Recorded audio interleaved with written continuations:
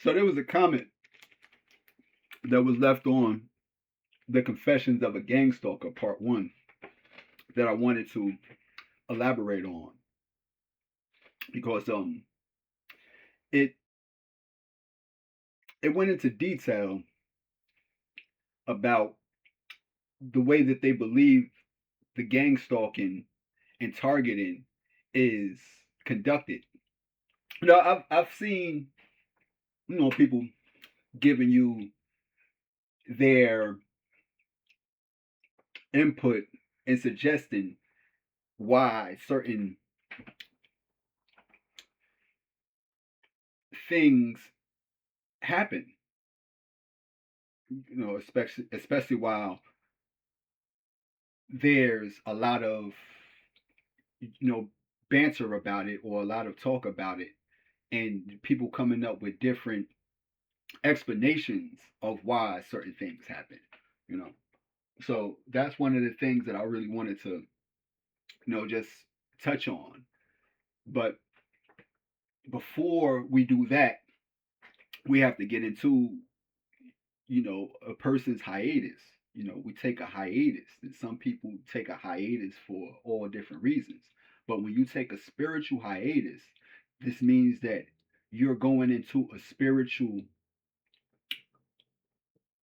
hibernation, and you're not really going into a spiritual sleep state, but you're hibernating, meaning that you're you're active, you're conscious, but you've lowered your senses, your spiritual senses, so that you can weed certain things out and get rid of certain things and construct certain things, especially when you're dealing with stuff like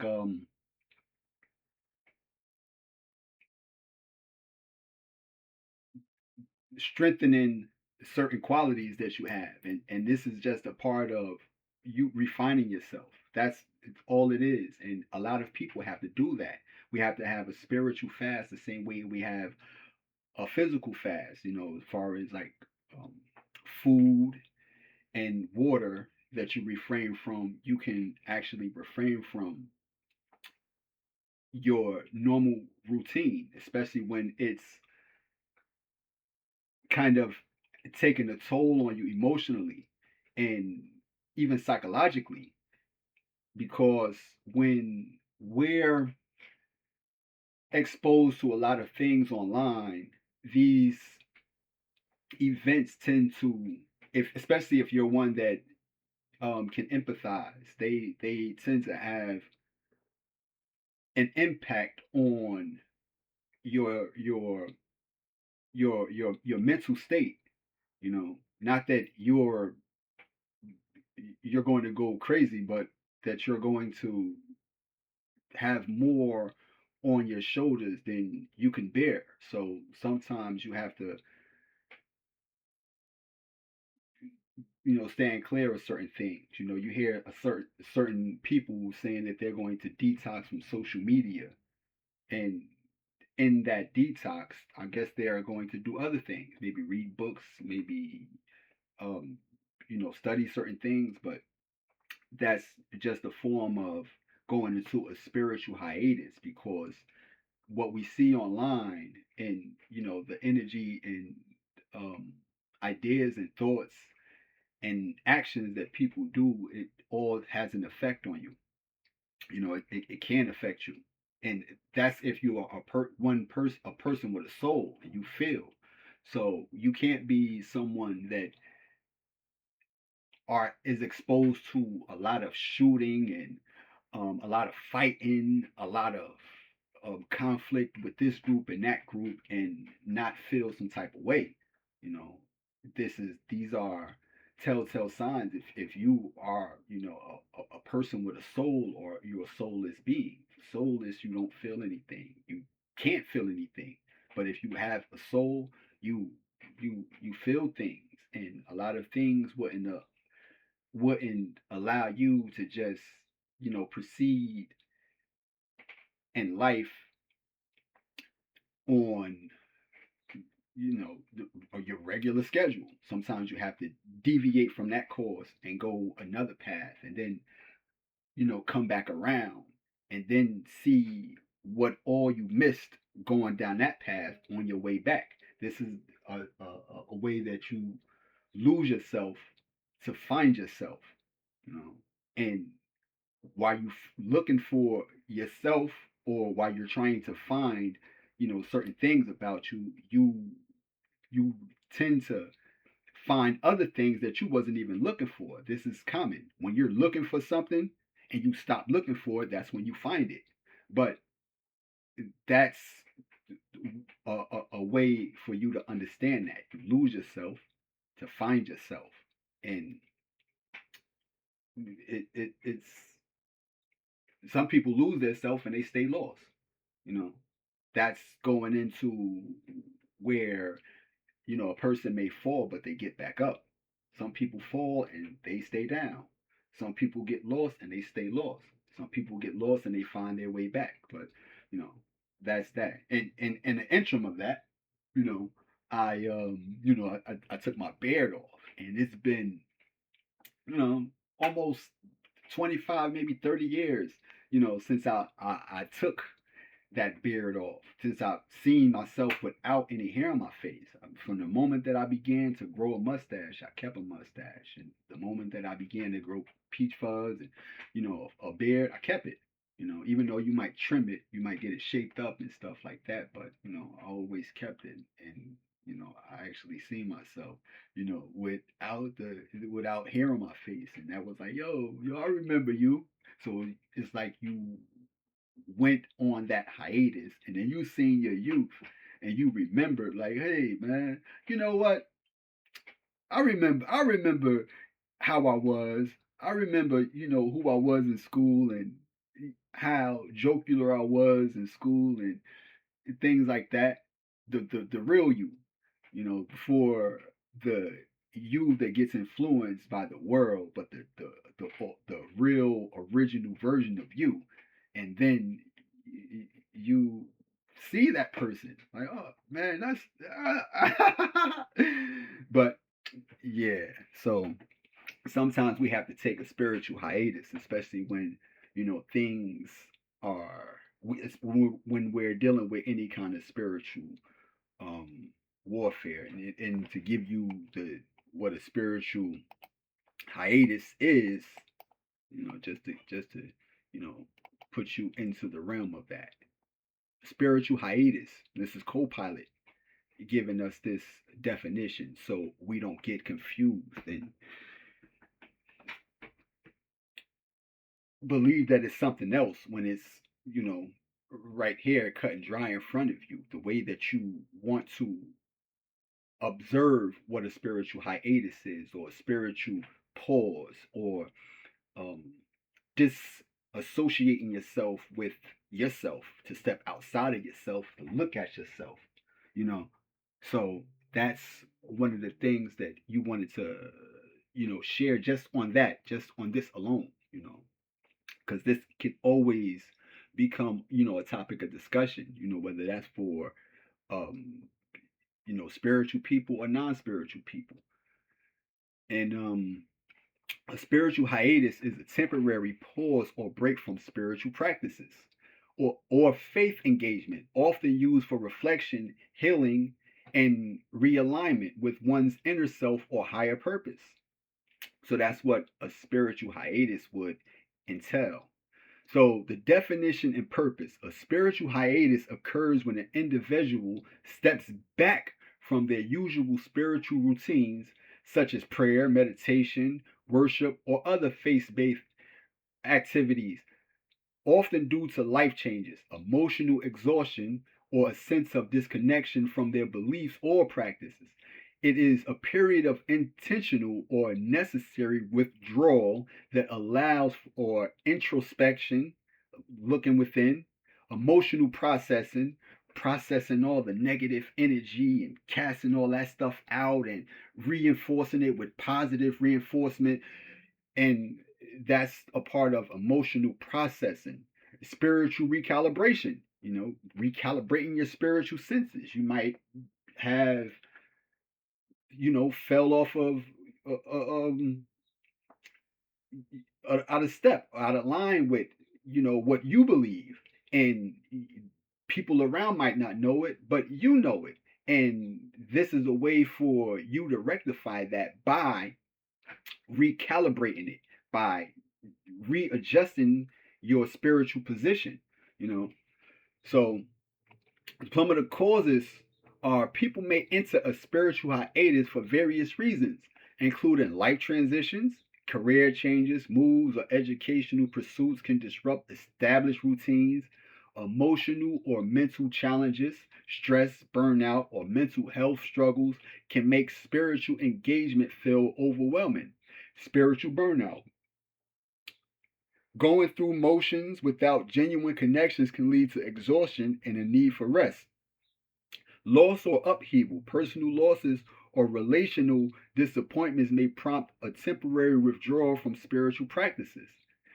So, the effects and the benefits of it. While a spiritual hiatus may feel like a period of disconnection, you might feel disconnected. It can serve as a transformative phase. Like this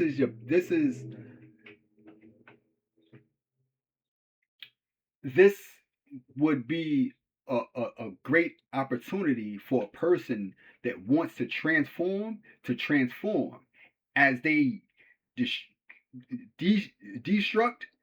They can, all that rubble, you can use some of that rubble to construct something new, or you can just use all new material to construct you. But that's how you do it. Some people call, self-destruction, self-sabotage, and they they box you into that terminology. It's self-sabotage, self-sabotage. But when you have the ability to make yourself erect after you made yourself, demolished, now you have what you call self catalog. And self cataloging is having different versions of yourself that you look through a catalog and say, I like that. I like that. I'm going to get that. Or you're going to say, no, I don't like that. What's on the next page? So whatever page of the catalog is on, you already know how to get there because there's a whole book. I'm gonna go back to the beginning. Oh, they want gangster Yoshi. They want intellectual Yoshi. They want spiritual Yoshi. They're afraid of that. So you have a catalog. And the only way for you to get there is through process of elimination, and you have to know the tools to use in order for you to construct yourself. And that's one of the things that we are we are so like real vocal about those tools. When you see those the 7 stars of righteousness. But when a spiritual hiatus may feel like a period of disconnection, it can serve as a transformative phase, reflection, and realignment. It provides space to reassess values, beliefs, and life directions. A lot of people never took the time to reflect and realign themselves.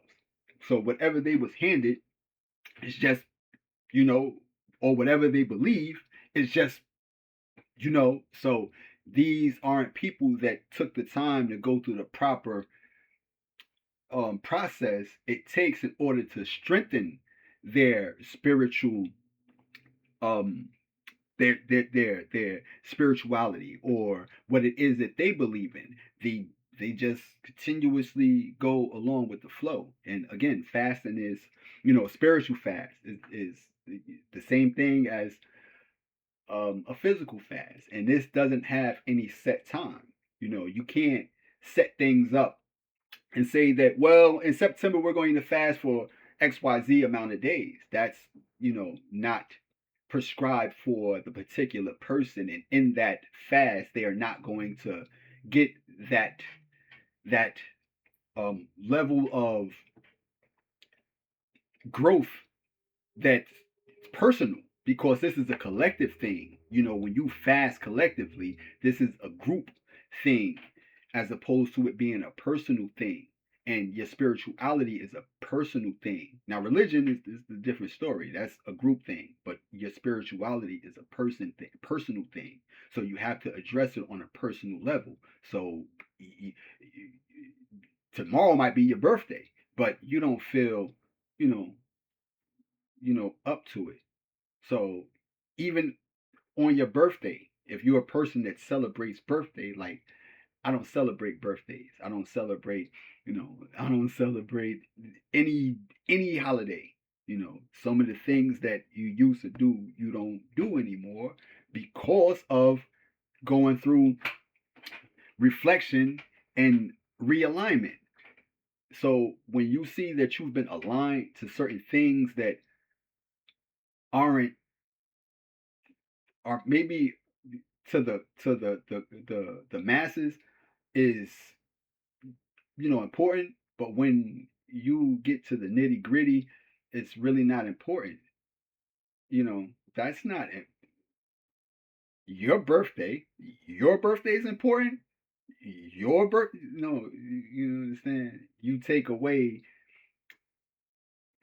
the acknowledgement that life is that great, is that deep, by you just acknowledging your existence on this particular day. But that's another story for another story. So emotional and energetic clearing. Individuals can release stagnant energy, confront personal shadows, and store balance.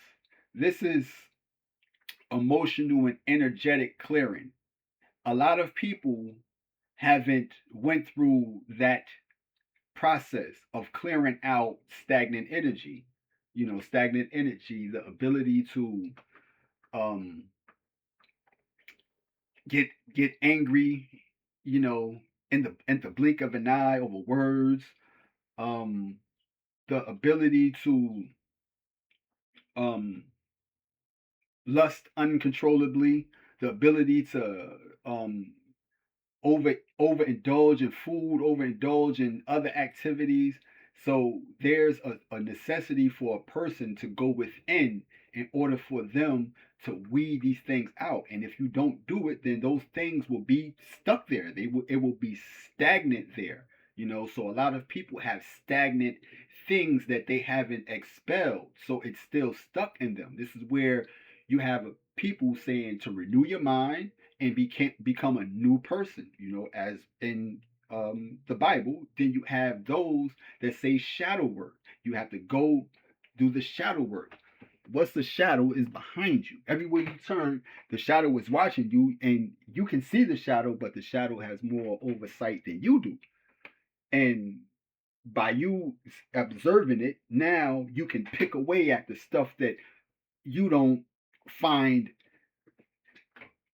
pleasing, within yourself, or what you don't want to put out. This is the way for you to examine that and expel things that just don't sit right with you. But that's how you restore balance, like that. A lot of people are off balance just off of the stuff that they don't do. You know what I mean? But that's just that. And spiritual renewal. Time away can deepen future engagements, allowing practices to become more meaningful and intentional.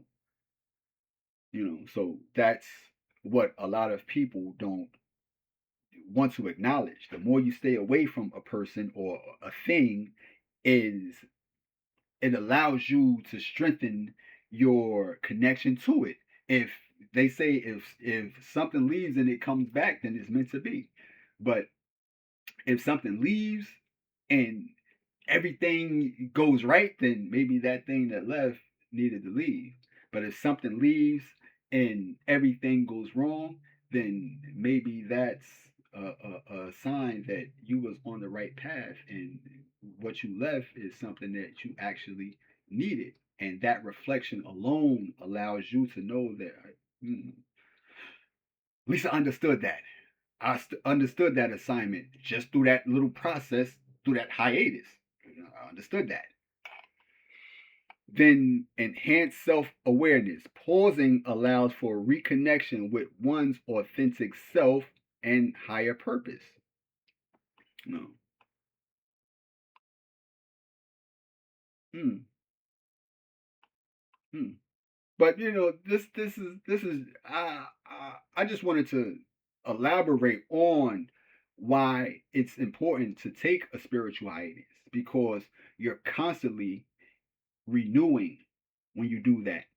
And this is what I'm saying. You know what you're actually doing, and you're actually watching yourself, and it's it's hard to explain.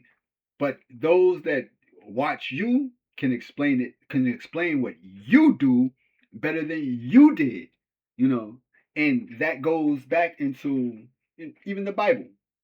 When Jesus fasted for 40 something days, 40 days, 40 nights, or whatever. It wasn't him that told you what he did during his fast. It was the observer that told you what Christ did during his fast. You understand? So it's not what you do, and what you explain is what the people that's watching you can explain about you. You know, that's why there's always those that can explain more than you can explain more, because they observe you more than you observe you. But your shadow self, your going within, sees more of what you got going on within, you know. So that's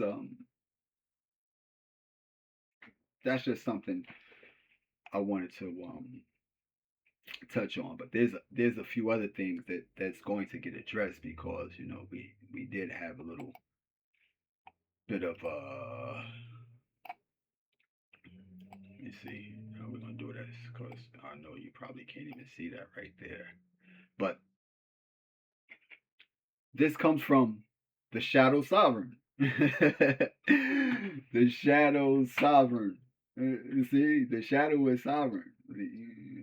Yeah. Which is it?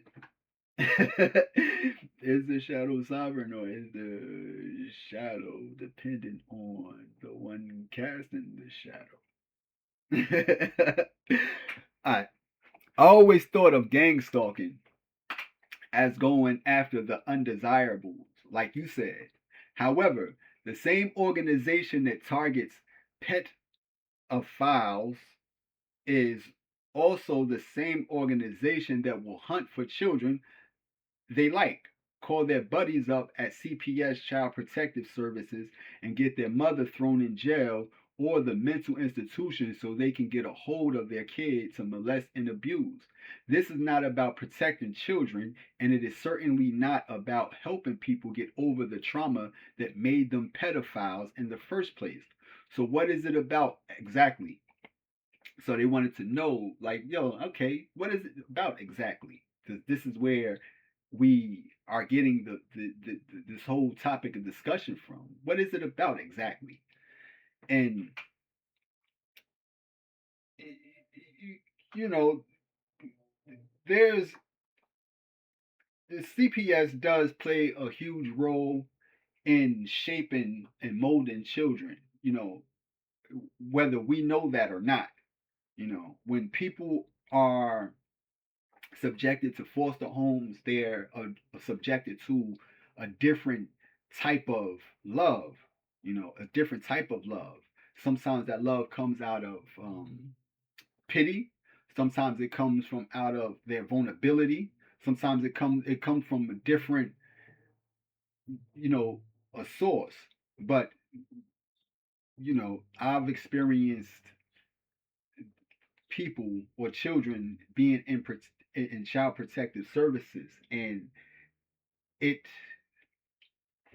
it appeared that those same people were either they signed up to be in there, or they was playing a mind game on the parent's mother. This is referring to the female that I spoke about a few times. And this is the reason why you're not one that's back turning, like to turn your back, because these are people that really, really, really might be targeted and really, really, really might need some sort of justice, in which you went to assist them in that. You went to help them, and in the process of you helping them, these the people that the person that you're helping is the one that's trying to hurt you. And you're like, hold on, dog, what's all this about? But that could come from, deep rooted trauma, like deep rooted trauma, like um accusing people of cheating when they're not, or of messing with your friends, or messing with your mother, or messing with just having sex with people that you have no interest in, but because the person had trauma like that, they relate their trauma to any and everybody. Because they had sex with their people's friends, they'll think that everybody has sex with people's friends.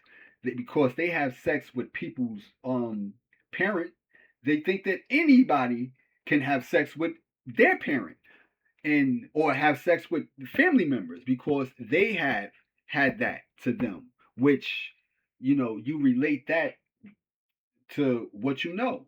And as one that acknowledges that, you have to have a certain level of, um I want to say, nerves of steel. Because in the beginning, when that was happening, it was like, son, what like, you're not just delusional, you're also insulting my character.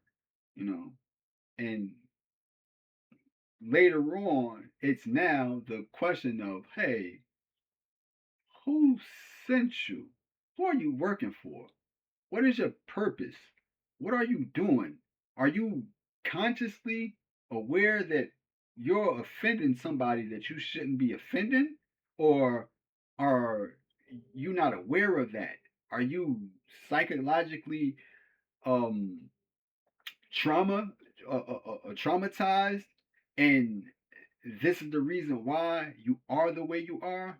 Have you been subjected to certain things that you understand?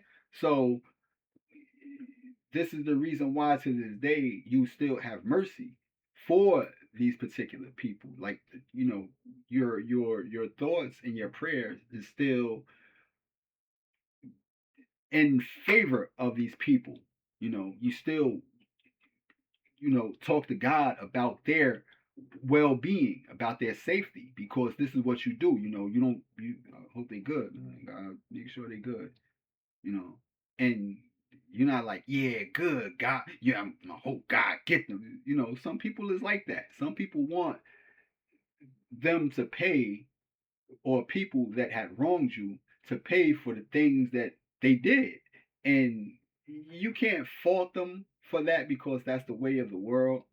And but some of us are, you know, less, vengeful than others, and we don't, um, or less violent period than others, and we don't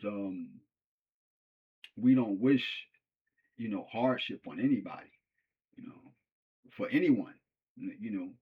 That's just the way that goes. But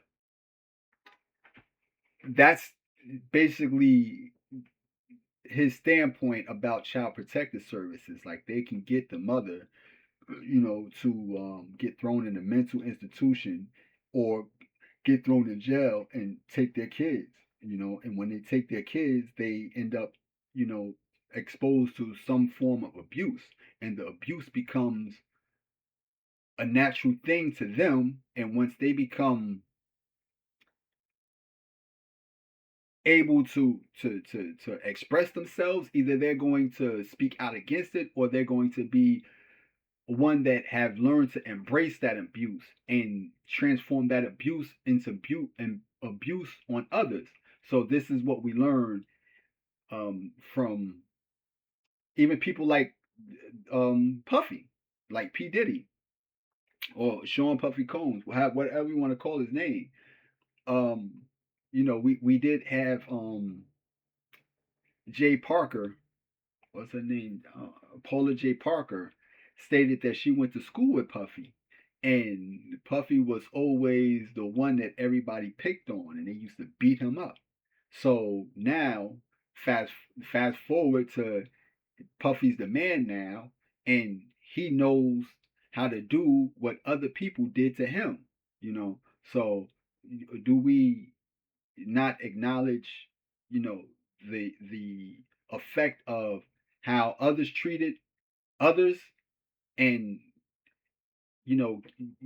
grade them, on that, like, son, this isn't something, you created. This is something that you embrace through your run-ins with certain, you people. But even that's another story for another story. We're not justifying, we're not trying to justify or say anything, but we have to understand the back story of people, like the back, what's behind them, what is behind these people, what's making these people tick. Did they come from love, or did they come from abuse? Did they come from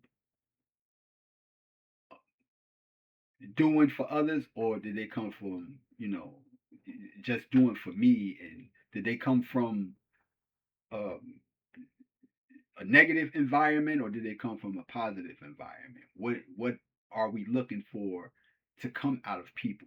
What conditioned people? So that's what we're trying to understand. What had conditioned people?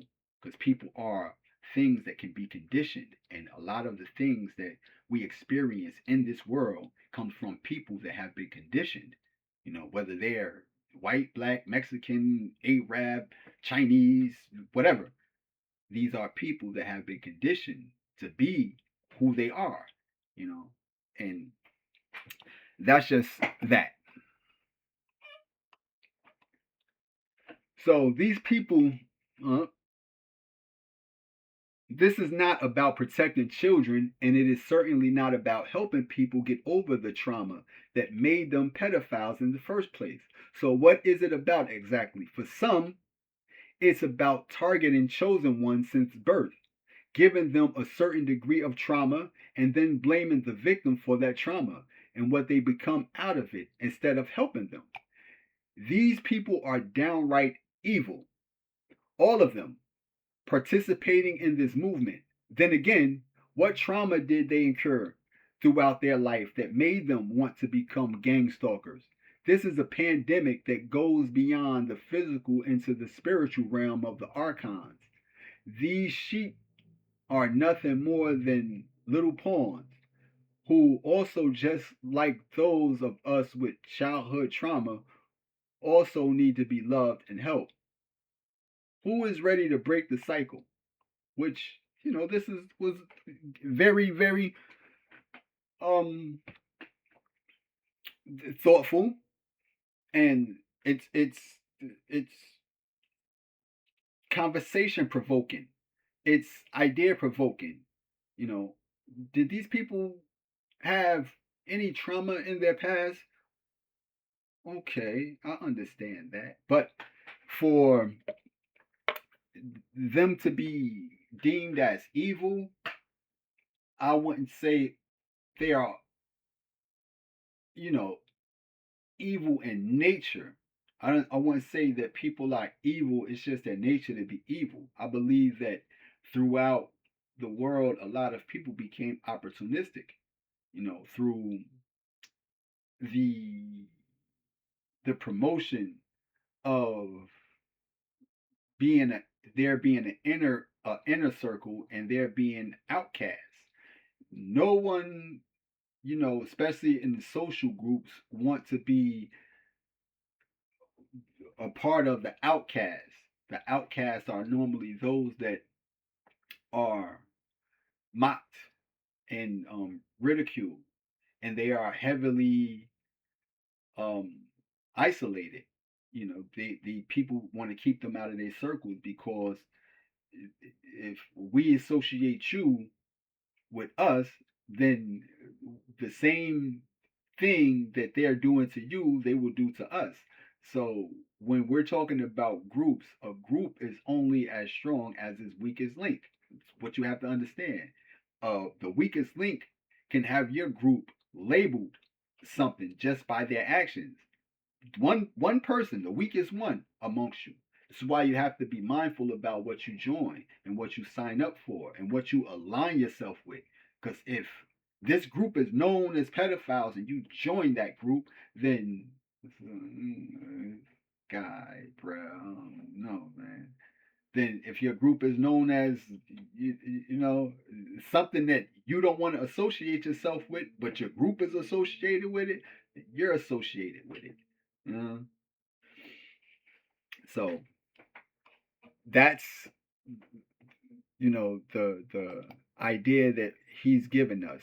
Like, I always thought that it was all about undesirables, and it's it is it is because my response to him was righteous. You know, it's a lot deeper in some aspects. It's a lot deeper than just the undesirables. It goes to a necessity for people to have a thing that they clash with, through the adoption of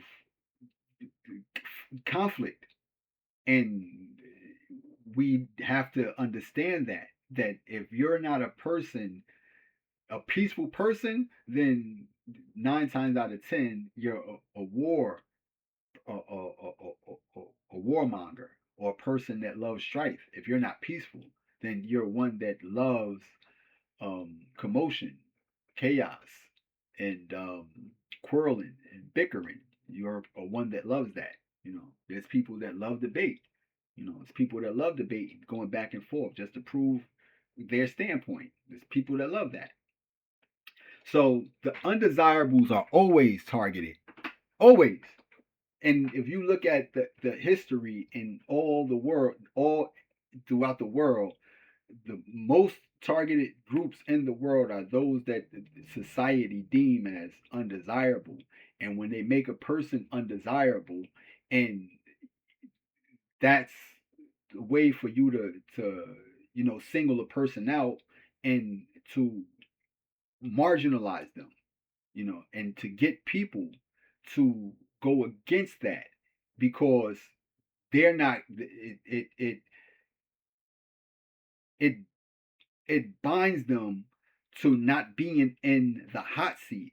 If you was to side with the person that's being ridiculed, you can be placed in the hot seat. You can be, a innocent bystander, or just a bystander that get, caught up in what it is that person gets caught up in.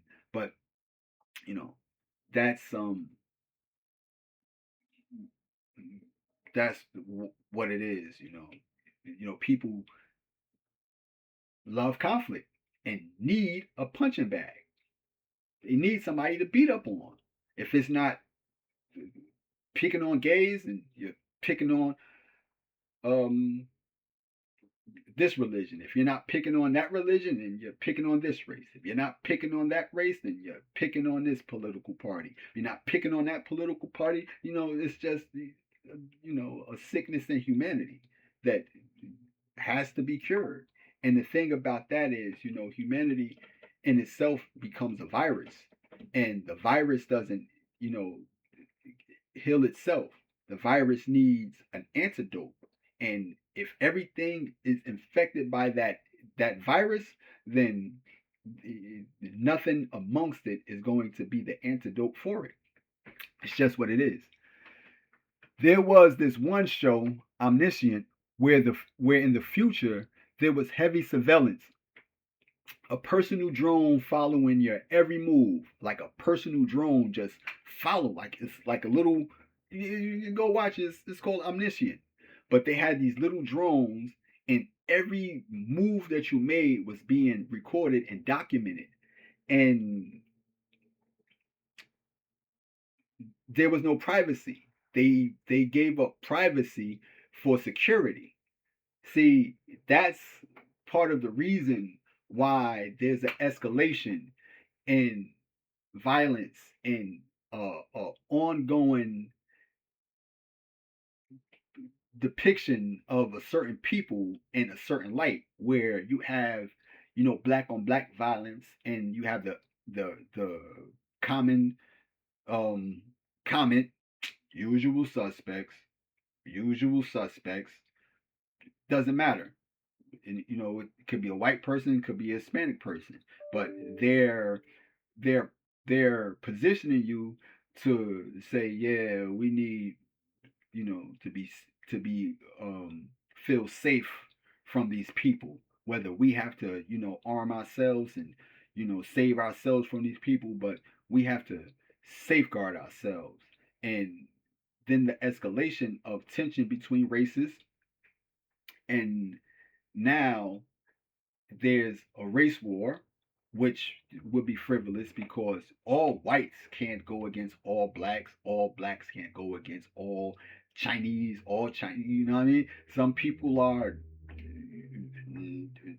not that pride or that proud to be like, son, I'm gonna defend my race. Some people are not that proud. Some people allow, you know, their spirit to guide them, not pride. Some people are led by pride. So some people are proud to be certain things that they shouldn't even be. Some people are proud to be stuff that they have no business being proud being. But you know, that's that's that. But in certain there, where in the future there was heavy surveillance, a personal drone following your every move, and no crime. But in certain areas, poverty and crime existed. Like outside of the areas where that whole setup was, there was places with no cameras, but it was all corruption. It was all um hood, like the ghetto, and homelessness was there, and drugs, and you can get illegal access to guns, you could get a hitman, you could get all sorts of things that you wouldn't be able to get in the area where it was heavily surveilled, because the surveillance prevented that. The moment that you said the wrong thing, you was getting um they was coming to detain you. You would get arrested for a crime before you even committed it. You understand? But that's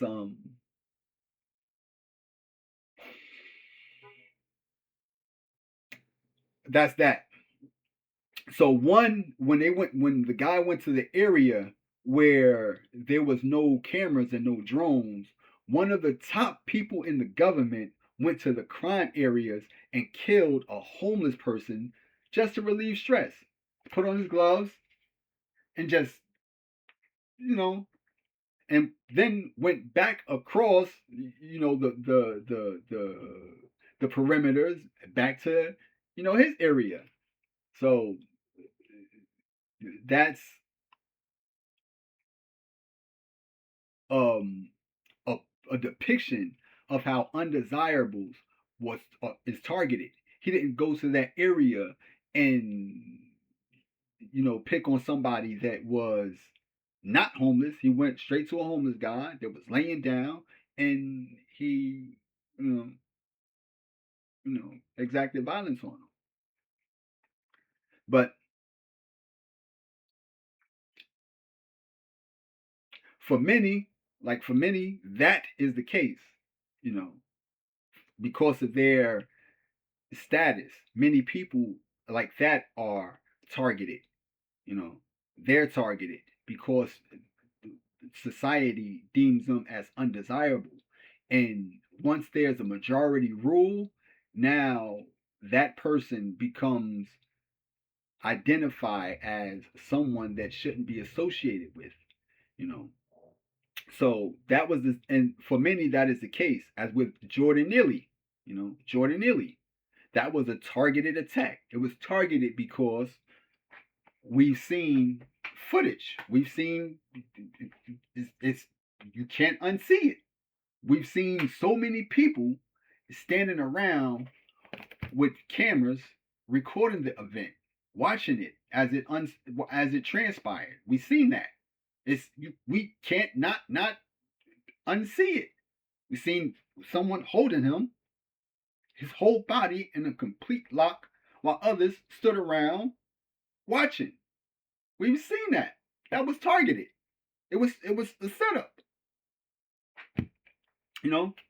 And again, to this day, I stated, son, let me just see a video of him acting belligerent. Ow, ow, ow. Throw every last comment that I ever made out of here. I'll throw it all out. I'll scrap this whole page. You show me a video of him coming on a plane, coming on a train, acting belligerent. Let me see it. Don't exist. Because these people are liars. And they're all, one and the same. And they hate, homeless. They hate the homeless. They hate the marginalized, you know. So then you do have people that are mentally unstable, that pose a risk to the safety of themselves and others, where the average person can be employed to watch a person for those reasons. So a person can be employed because you need to be watched. Yo, he has, ADHD, and he has the ability to lash out at people, and she's schizophrenic, and she might hurt herself or others. So keep a close eye on her. And under the guise of mental health. And this is the reason why there was so much talk about mental health, because mental health is connected, all gang stalking, the medical field, and the law enforcement, and all these things is, it's all connected. It's just the way it is. And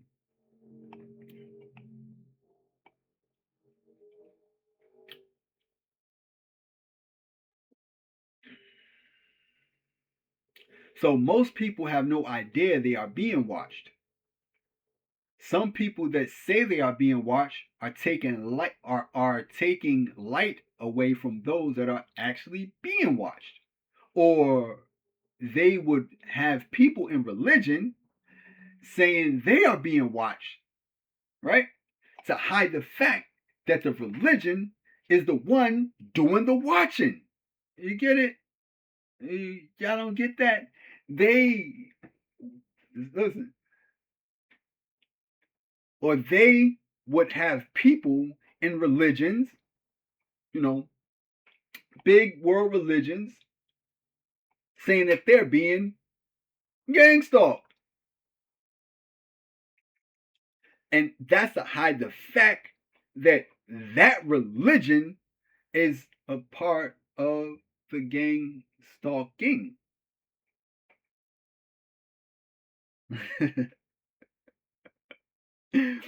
How? Because when first you have to understand, I caught them red-handed. So anything that I've seen and experienced, I know who it is. I got beat up by law enforcement when I seen their symbol, and I told them about it. Like, hey, that's not, you know what I mean, Christ-like.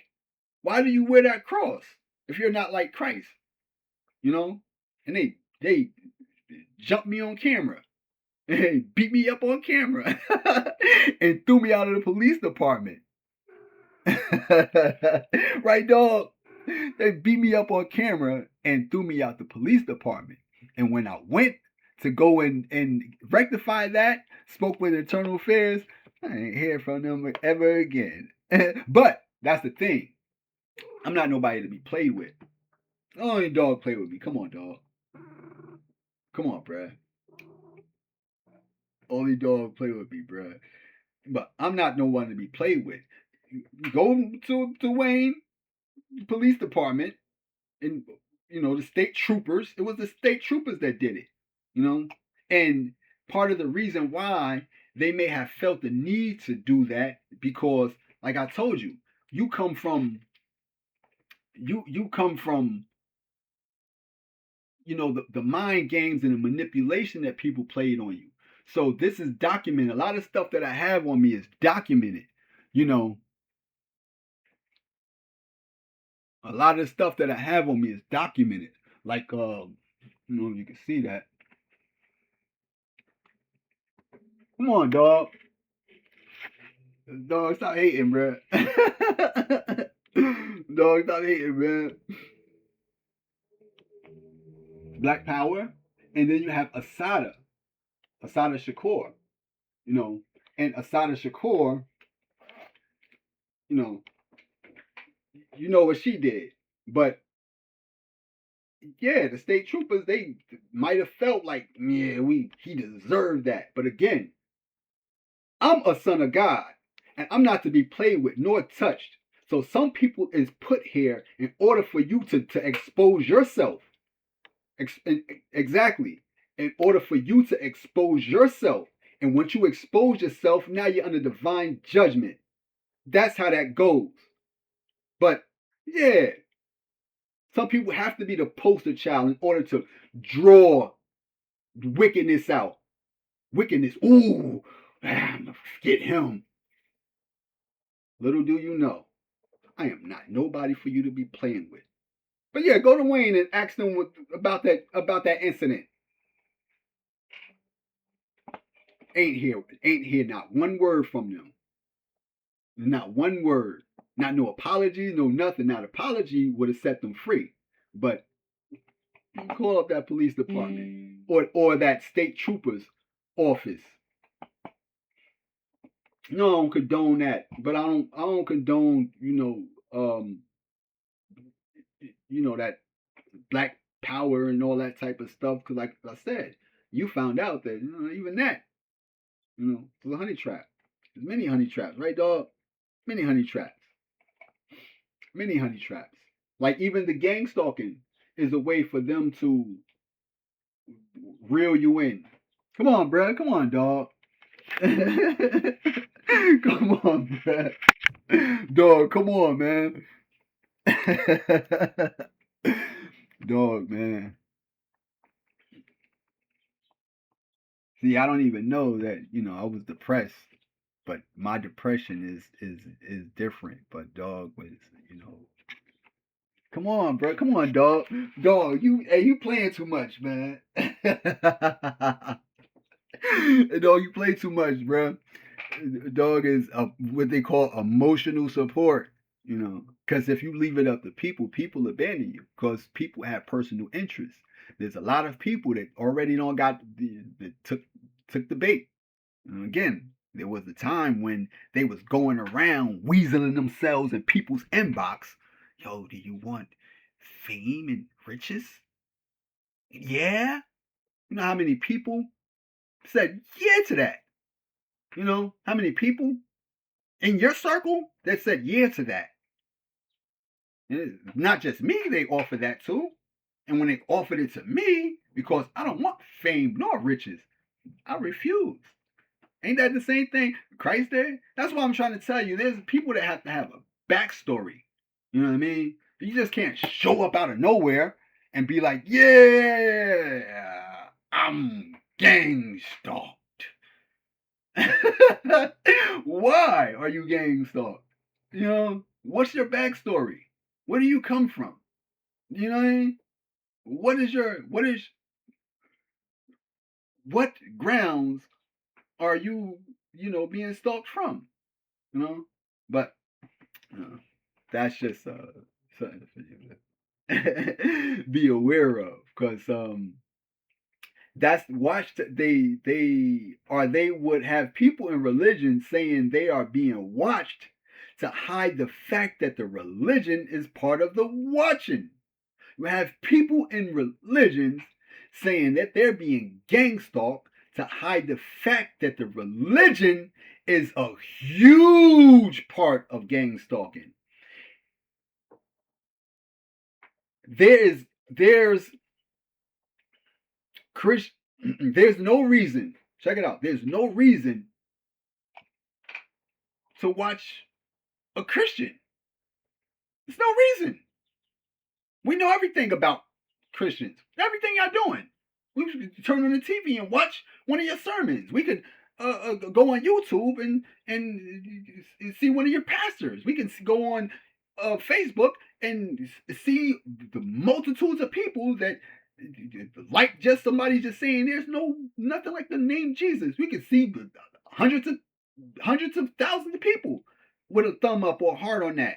We can see that this ain't something that the majority of people are adverse to. This is something that the people engage in. So they put that in there because these are people that are operating inside of gang stalking. So when if you was to watch a Christian, that would mean that you would have to watch a billion people. A billion people should have the same testimony. Yeah, woke up this morning, all four of my tires was flat. Oh, I went somewhere and it was a lot of street theater out there. A lot of people just walking around quoting the Bible verses, but they had horns and stuff on. Was they directing that towards me because I'm a Christian? Or was they just doing that because they was just being funny? I don't know, but I don't like that. Everybody's story should corroborate with each other, but it don't, because you got Joel Osteen that's not coming out the house saying, "How do we make this stop, man?" You ain't got TD Jakes coming out there saying, "Oh, the people over there, my neighbors, they must be with those people. I can't believe that them people over there keep watching out those blinds. Mm, I'm, I'm, I'm, I'm being watched." You don't have that. You don't have Creflo Dollar or Popoff or whatever that guy's name is that sell the holy water. That sell the holy water for $59.99 or however much he sells it for. You don't have him saying, "Well, that was my 12th order that I sipped out that didn't reach the customer." But you do have people that when they order stuff, their packages come to you broken. You get a package broken. Let me see if I could get it because I wanted to hold on to that just so you could see that package. I don't think I ever showed y'all that package.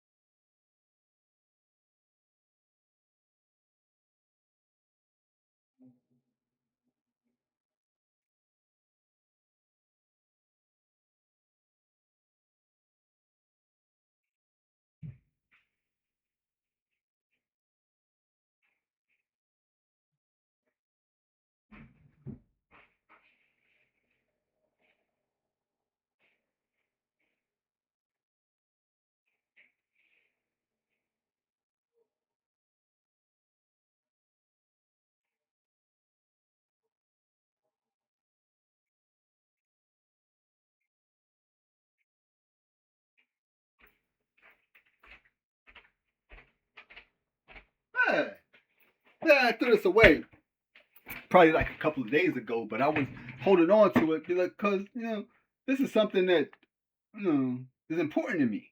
But when I got it, this thing came to me just like this.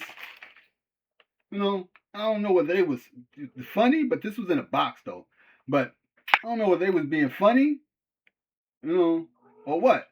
But I wanted to try this brand of gold out, but when I got it, it's completely smashed. And again, I used to come out the house when I had my car. You see, they took my car. It was the same police, same incident with the state troopers is when I lost my car. Is that that's when you actually have to understand that, yeah, dog, this is for some, they don't have a backstory like that. They don't have, they just, what I mean, tell you certain things about gang stalking to keep the torch of it going, to keep the money bags, dishing out the money for it. That's why. But yeah, that's something that I wanted to show y'all because that was kind of weird. Because first and foremost,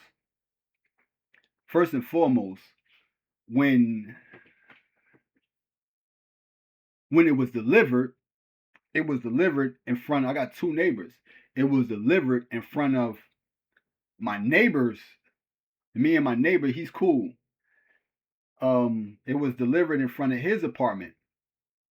And before I could go out there and get it, I went downstairs and I didn't see it because they showed you the picture of it. So I went downstairs and I didn't see it. And the picture of it looks good. So I was like, hold on, where's that package at? My neighbor, he wouldn't steal my package. You know what I mean? But when I called, my other neighbor up, like, yo, y'all see my package? They was out. But when they came back, they was out when my package was delivered. And my neighbor, he wasn't home. If he was home, he would have knocked on my door and gave me my package because that's the type of rapport we have. But when they came back, they had my package. My neighbors had my package. My other neighbor, and this is like family to me. And I said, hold on, why is this thing wet? This whole bag was drenched. This whole bag was drenched. So I'm like, hold on, what happened to this? What did they do? Break this? What did they do? It could have been through. That's what I'm saying. You don't know. It could have been, the driver could have put something heavy on top of it, and even though it was still in cushioned and boxed in, it still broke. But I don't know. You don't want to go around accusing people, but that's kind of suspicious that your house is over here, where your stuff get delivered at is over here, where their stuff get delivered at is over here. The picture is over here in front of their house. They're not home right now. I don't see them home. If he was home, he would have knocked on my door and gave me my package. But as soon as I got note that my package was downstairs, I went down there and got it. And when I went down there to get it. But when I went down there, I didn't see it. And then I called the people up like, yo, y'all see my package? They said no. And then when they came, that's when they called me downstairs to get the package. And when I got the package, it was soaking wet. So I'm not sure whether they did that or not. But, that is something, to be mindful of. Hold on, did they break this, on purpose? So we want to have backstories like that, or just little petty stuff, little petty stuff, that you can document, and not only just document, but also show you the receipts of it. Show you the receipts of it because everybody's not being contacted by a spiritual source and getting spiritual insight. Some of these people is getting some sort of the physical um coaching. They're getting some coaching lessons, and that's the thing about some of us, we're not easily deceived. And if we were, we would easily conform. Those that easily conform, we ain't got no reason to watch you. Those that don't conform, we got every reason in the world to watch you. We got every reason in the world to watch you, because if you're one that don't conform, if they leave you alone, then if they don't shadow ban you, and if they let you have access to the people, then you might be one that they believe in. And if they believe in you, then we might just lose certain grips on certain things, and then that might lose certain grips on other things. So hey, we gotta watch this guy, because he's just not conformist, non-conformist. You know what I mean? Dog. Oh.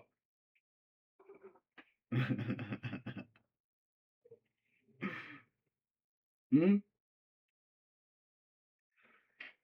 So that's an undesirable. Not just homeless people, but non-conformist is undesirable. And we're going to show you a little bit about that. But there's a reason to watch someone like Christ. Like, it's a reason. If you're like Christ, we got to watch you. If you're a Christian, we ain't got to watch you. You conform. Christ wouldn't conform, not even to that. You know, this is a story about a nonconformist.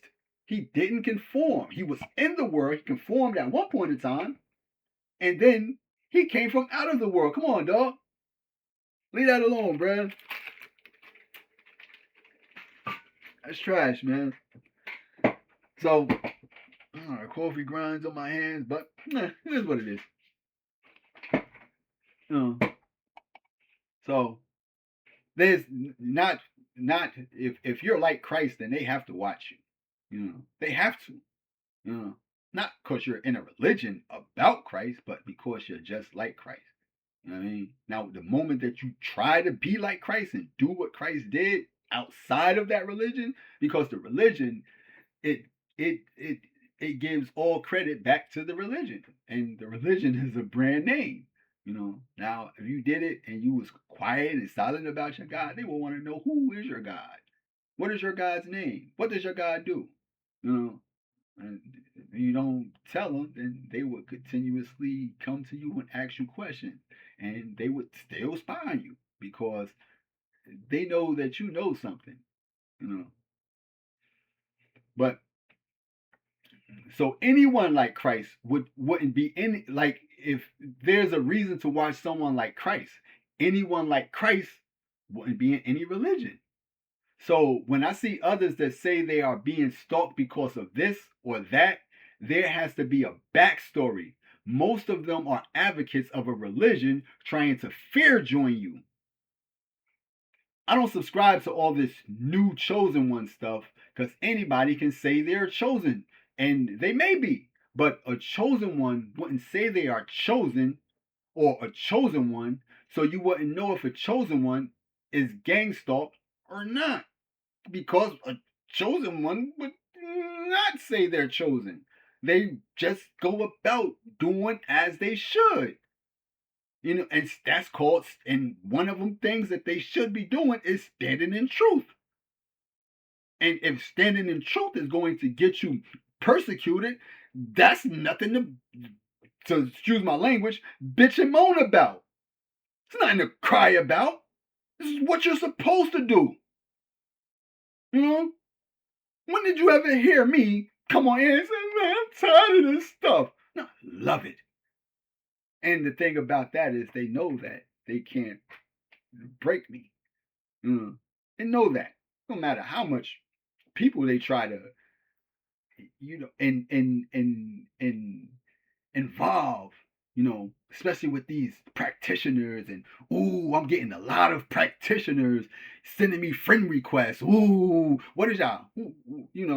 What is, because it's not just them, it's all people. It's Christians sending me friend requests.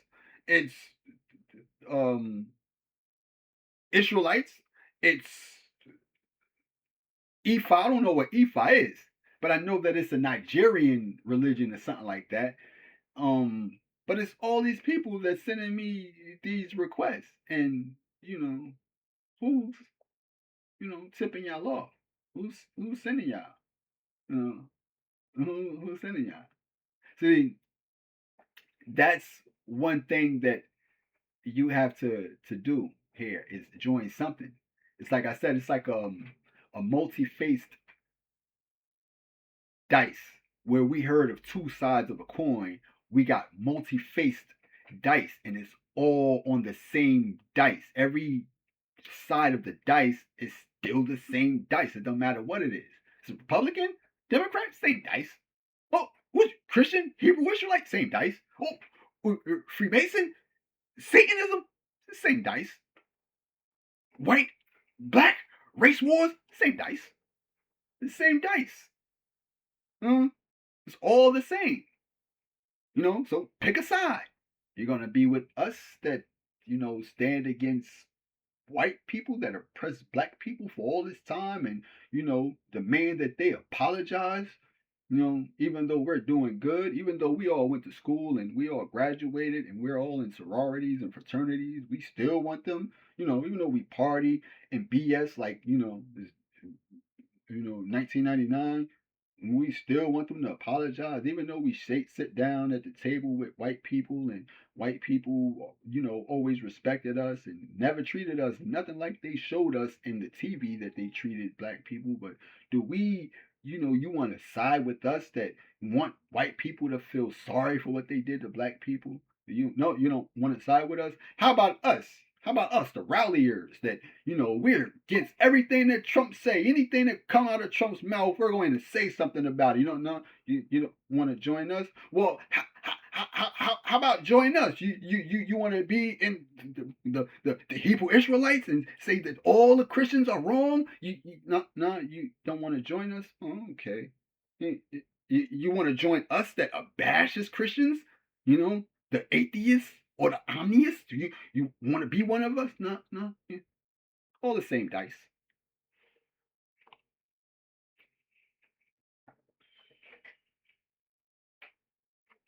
So that's where that goes. You know, I don't subscribe. Would never be one that says, you know what, all these people around me say the chosen one. They're saying grand rising, and the new thing to say is what's it called? Ashe. And that's the thing. They I have different Facebook pages.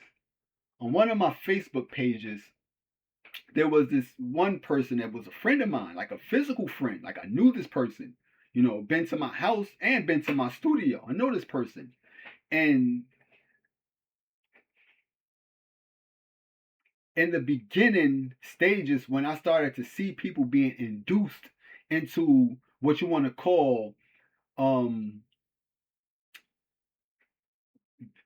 being workers for the devil, or sharing negative energy and promoting negative energy, like sharing violent videos, or sharing people fighting, sharing stupid stuff, sharing people saying ignorant stuff about people, racial things, or sharing certain things. And this person, I'm talking about years ago, at least around about, maybe, I want to say maybe 12 years ago. Wow. So I casted out a spider earlier, and it was a little baby spider on my TV.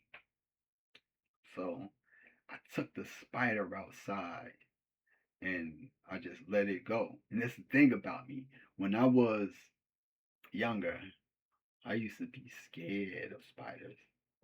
You know what I mean? Now, like, I take spiders and take them outside. It's not my place to take the life of an insect just because it's in here.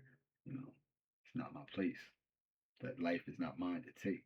So I took the spider outside and just threw it out the window. But I do see up there, there's spider webs up there.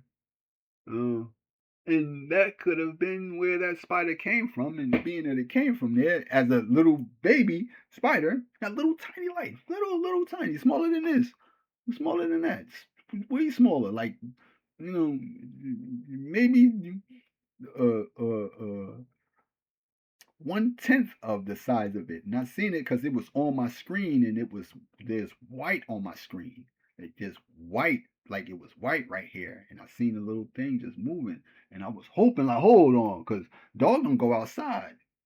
You know, no, that ain't no flea, but it was a little baby spider, and you don't want that spider to go into you know what I mean, a giant spider, or you don't want to get bit by that spider. So, I put the spider outside, and I didn't know that that was Cuz' habitat up there. I probably would have left him up there. He don't mess with me, I don't mess with him. I'm not spider food, you know. But that's just something you wanted to, you know, you know, point out about that. But here we'll have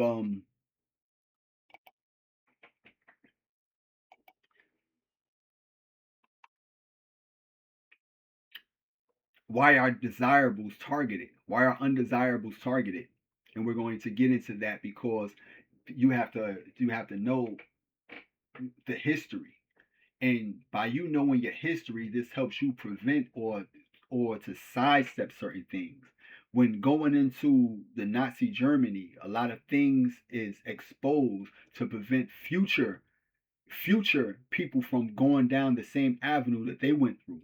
They went through the same exact thing that we're going through right now. The only reason why it hasn't been unleashed to the extent it hasn't been unleashed in Nazi Germany is because America is under a certain scrutiny. America is on the world stage and is supposed to be looked at as a upstanding, society. But what y'all don't know is that maybe 10 to 20 years tops, it could be even sooner than that, America is going to lose its sovereignty, and is going to lose its sovereignty to China. China is going to have a strong hold on America. And not only that, but Chinese people are going to become the first class citizens. You know what I mean? Where you're still going to have classism. Chinese citizens are going to be first class citizens. And the second class is going to be a mix up between the elite white and the elite, not elite, because the elites is all of them, but the middle class or upper echelons of the middle class whites and blacks together here. And then the lower forms is going to be issued that division and that separatism, and that you hate him because of his skin, hate the Chinese people because they came over here and took everything, hate them because and that's going to be fed to the the lower classes, both whites, blacks, whoever, is going to be those people that's going to be Chinese people came over here and took over everything. But that's how you take over everything, through debt. Debt creates a, a area of control. Anybody in your debt is somebody that's under your, that you have some sort of, what I mean? They owe you. Get it? If you're in debt, is a way for them to control you, because once you're in debt, you owe them. You owe them. So that's why debt is the way of the world, because they get you in debt, and now they dictate what you're going to do. The people that you're in debt to dictate what you're going to do. But you remember, 10 years from now, 20 years from now, it could be 50 years from now, but America is losing its sovereignty because of um that that deficit that they're in. They have all that old money that they're going to have to repay. And when a, a people is in debt to another people, they're the ones that you know give them stipulations.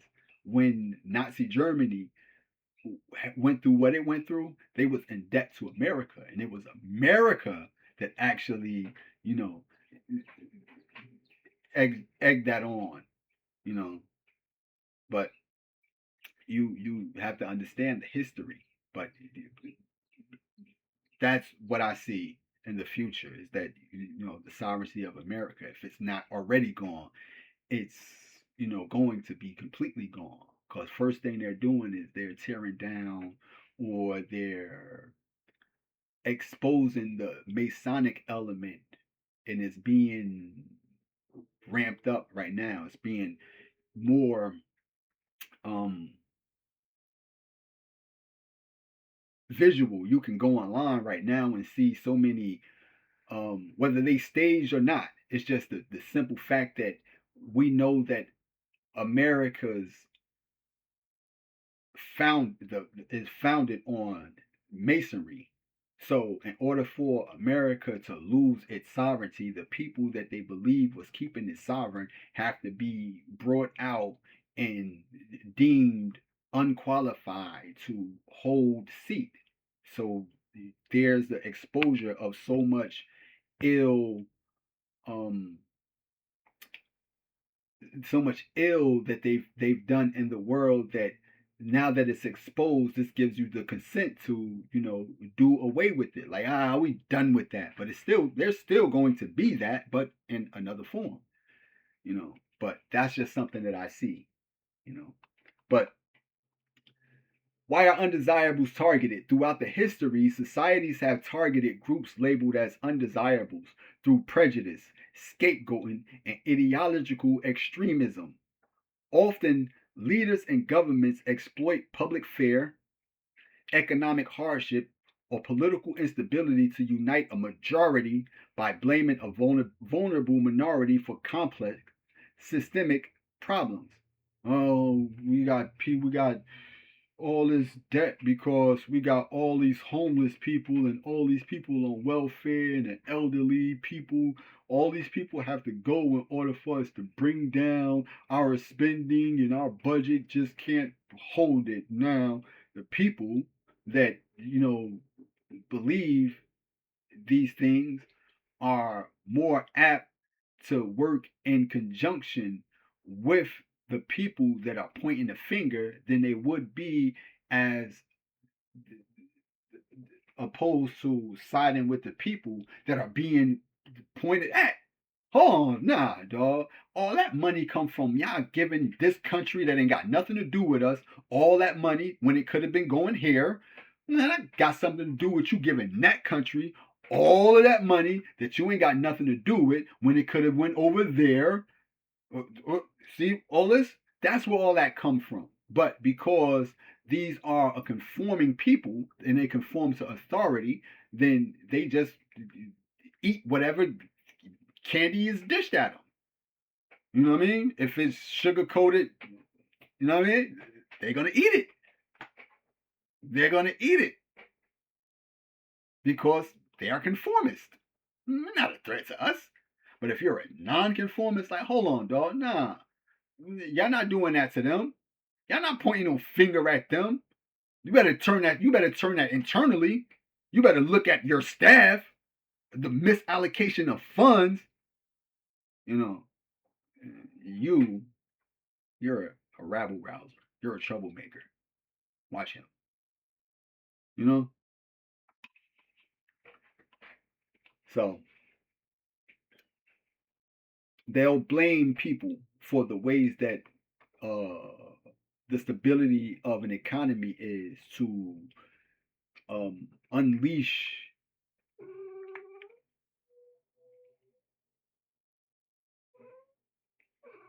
um, targeting, to unleash the masses on them. That's why. That's why there's the homeless, there's it's a mental health crisis, and once you have that and that's given to the majority of people, now you can consent to watching them. It's all about giving your consent to do certain things.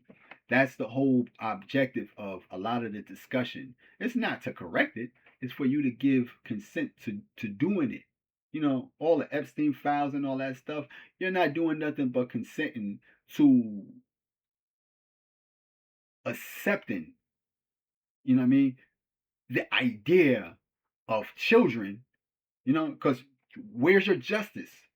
You're consenting to to pedophilia, basically. And that's the same thing that Stephen Darby stated, that they're trying to, first they're going to legalize this, and then they're going to legalize that, because they have groups of men to this day that loves that.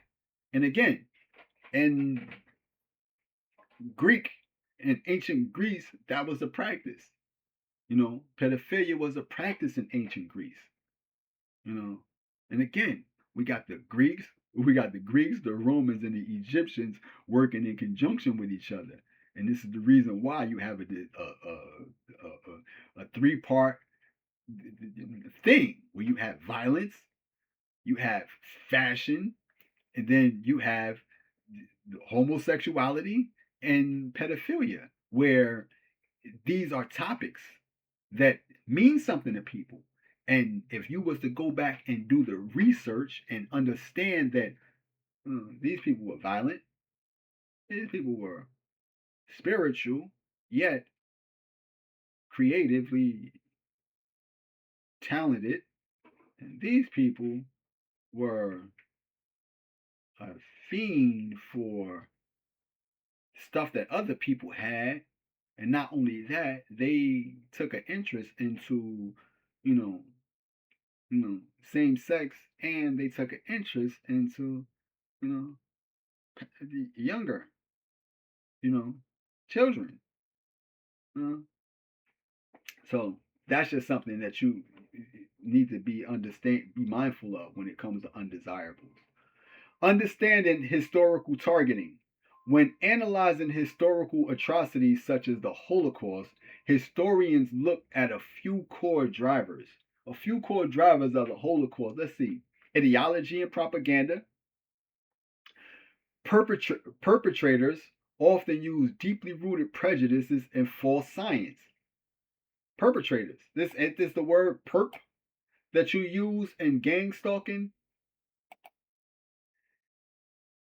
Perpetrators often use deeply rooted prejudices and false science, pseudoscience, or eugenics to dehumanize entire populations and justify persecution.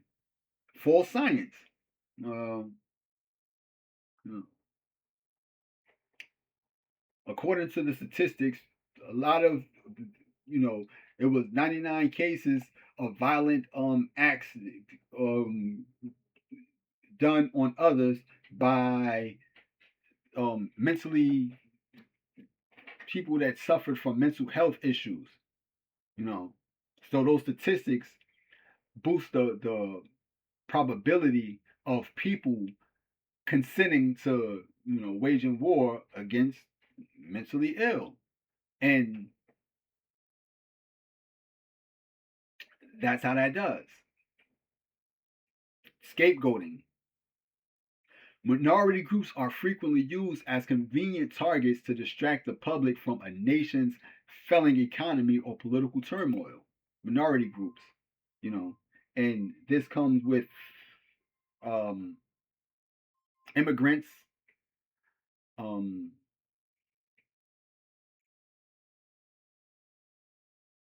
or anybody that can be pointed at and picked on. Anybody, whether they're gays, whether they're blacks, whether they're um, a subgroup of another subgroup of a subgroup that's not in a world religion, you can be singled out. You can be singled out, and you can be mocked and ridiculed and deemed undesired. And that's what it is. We've seen the same thing. We've seen the same thing in the Bible. You know, Jesus was undesirable. The people didn't want him around. The powers that be didn't want him around. He was undesirable. Why? Because he was a nonconformist.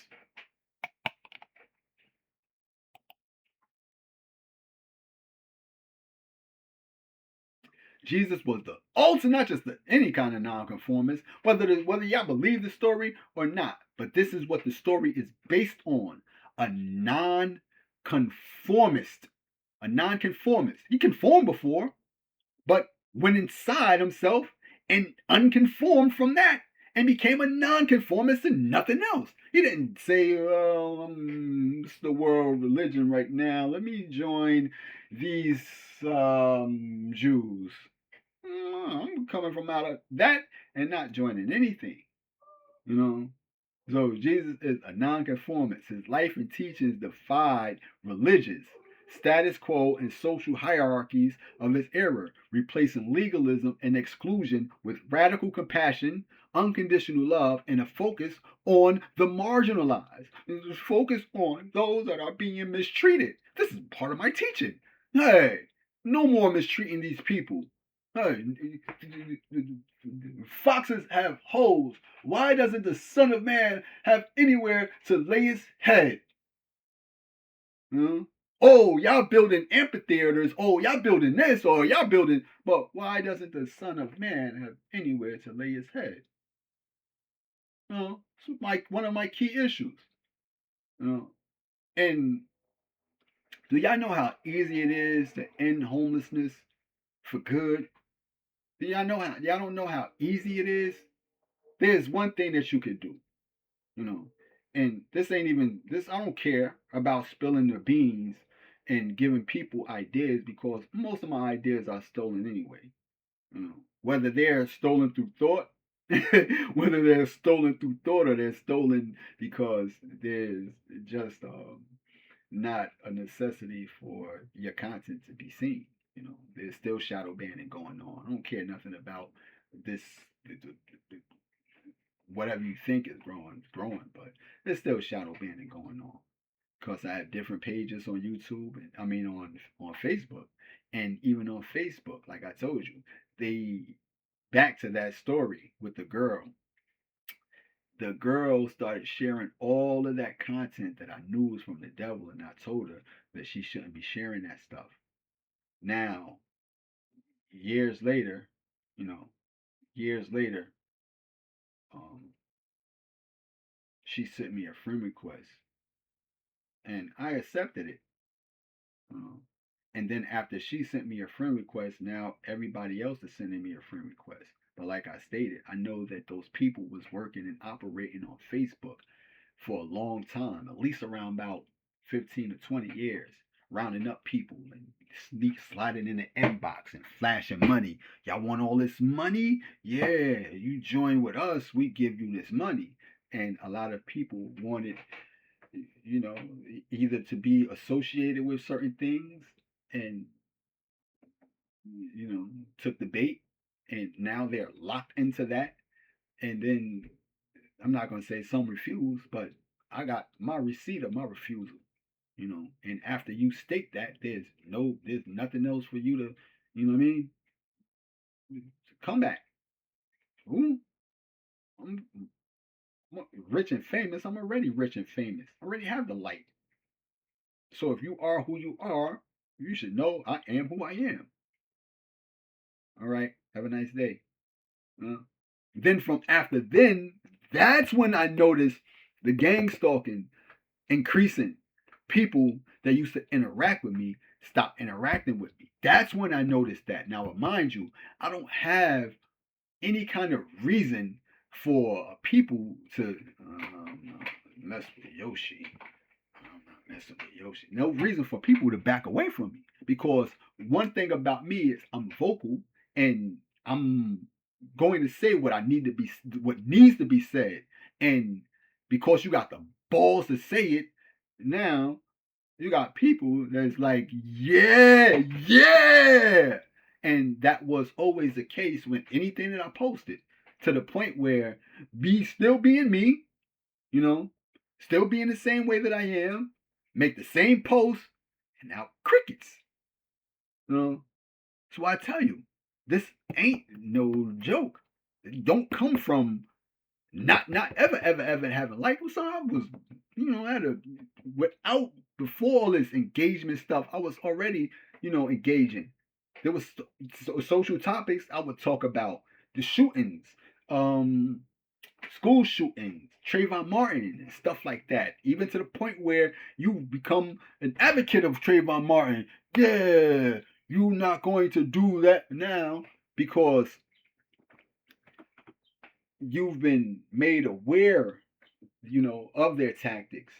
You no longer do none of that. And it's not man or woman that told me their tactics. It's, a divine revelation of their tactics. Because if I would have never, ever found out, I would, you know, see that the way that the world would go, and you would see, you would hear, you would have a different, you would get a different me. You would have a dire need, and you would sense the urgency and change in that person. Like, hold on, y'all gotta stop. You would see it, and it's a person who can't fake the funk at all. If I see it, and you have this undying, unmovable love for people, and you see people, still, just perishing and warring with each other, but now you know that there's a source behind it, and that source wanted you to work with them by you having that spirit of addressing and confronting all sorts of wickedness in the world. But now now your attention gets turned to them because they're the authors of it. They're orchestrating it. Y'all the ones that's behind this. Y'all creating the drugs. Y'all created the disease. Y'all created the division. Y'all the reason why there's gangs. So now they're not going to get who they wanted. So now they have to create somebody else. And that's the thing. This spirit is a one of a kind. You can't create another me. You can't. You can't. So that's why they're not getting who they're supposed to be getting. Because they've been staging events, and it's been brought to my attention, and now they have to address those events. It's not going the way they want it to go. That's why.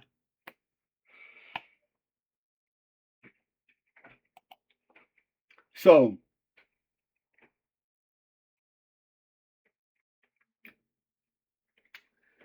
his nonconformity fundamentally altered society and faith in several striking ways, breaking social taboo.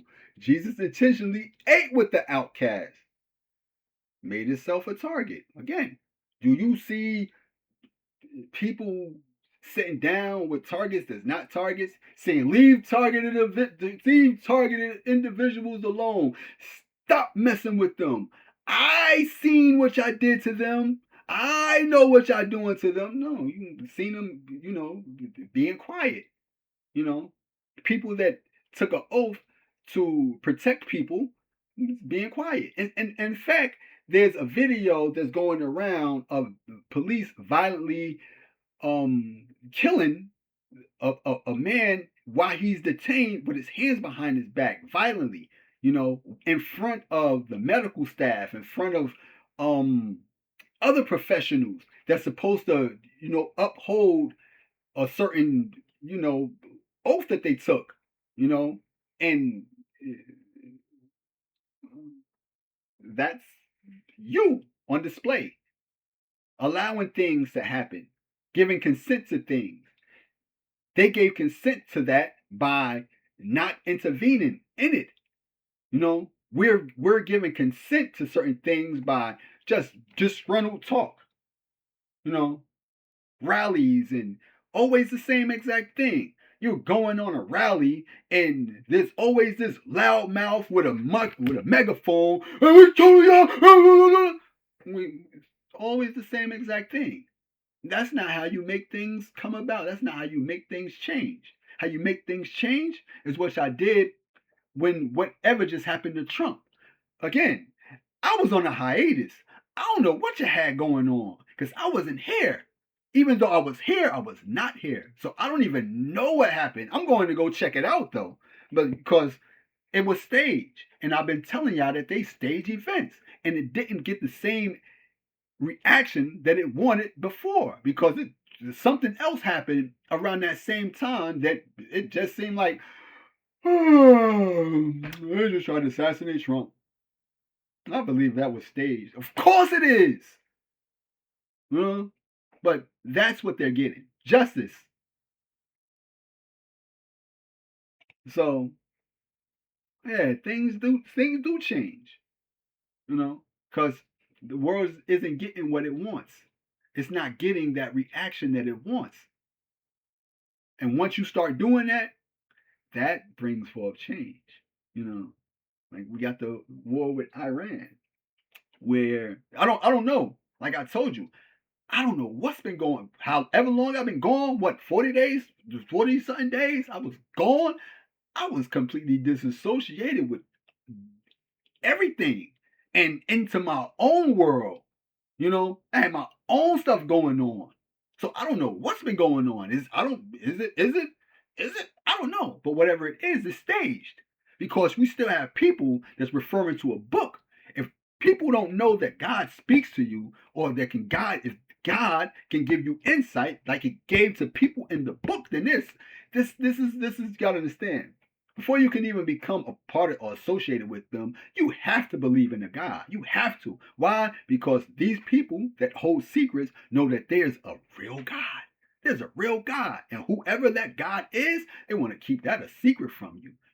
So we do have people that talk to God and God gives them insight. Now they tell me about this country going against that country, and that's the end of the world, and that's when the end times is. This is what God told me. When women start killing just as easy as men with guns.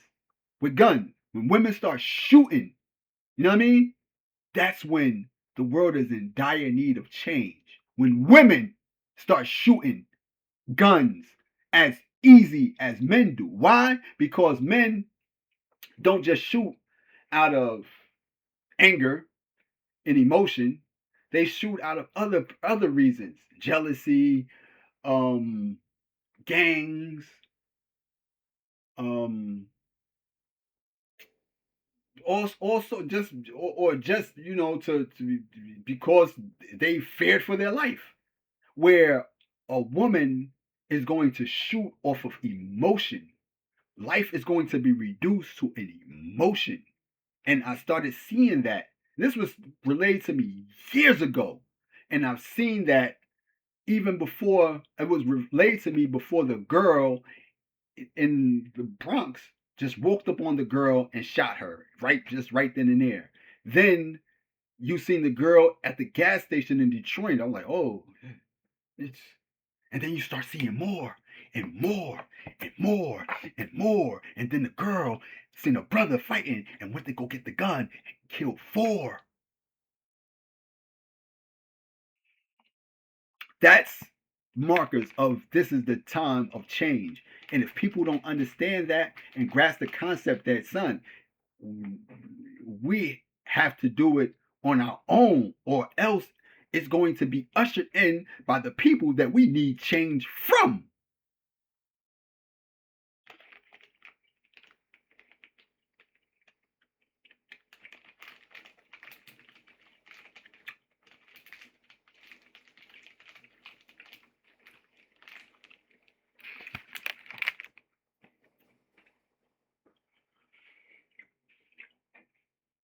Called Jesus the ultimate counterculture warrior.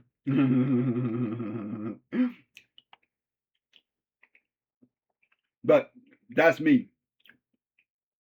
I don't subscribe to any religion. But what I did see was them trying to create Jesus for you. And I told people that, son, if Jesus come back, it's going to be somebody that they created for you. You have to identify Jesus yourself. You have to either walk by and be like, hold on, that that's him. Or, that homeless person is, I knew it. Because the fictitious version that y'all are pumping out, that's y'all wouldn't root for, because y'all don't even know. Y'all don't even know. Y'all know what y'all reading? You know what I mean? Jesus was so ashy one time that they had to pour all oil on him. They had to pour oil on him. They had to anoint him. You know, not him himself. Not that he wanted it. Somebody else. I mean, had to do it. A woman had to do it. Because he told her to. And that made somebody else jealous. But this ain't one that coming back and be driving a Benz and, you know, with a fleet of, Bentleys and, you know what I mean? Not coming back all flashy and flamboyant. The same exact way. Don't want nothing that you got to offer him. I don't want what you got, Gucci. I don't want none of that. What's that? Big platform, million followers. Well, I'm gonna be following a million people. You can't do that. A million people with Christ with a million followers, probably following zero. Self-centered. Self-centered. But I did see a few Christ online already.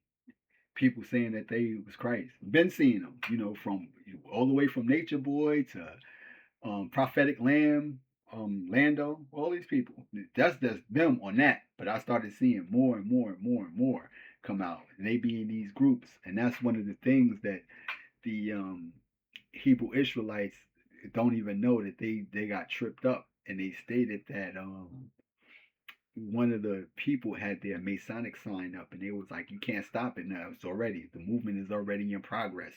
Now you can't stop it." But he didn't know that he had his Masonic sign up. I mean, as a Hebrew Israelite, so we know that the Hebrew Israelites is funded by Freemasons, like everything else is.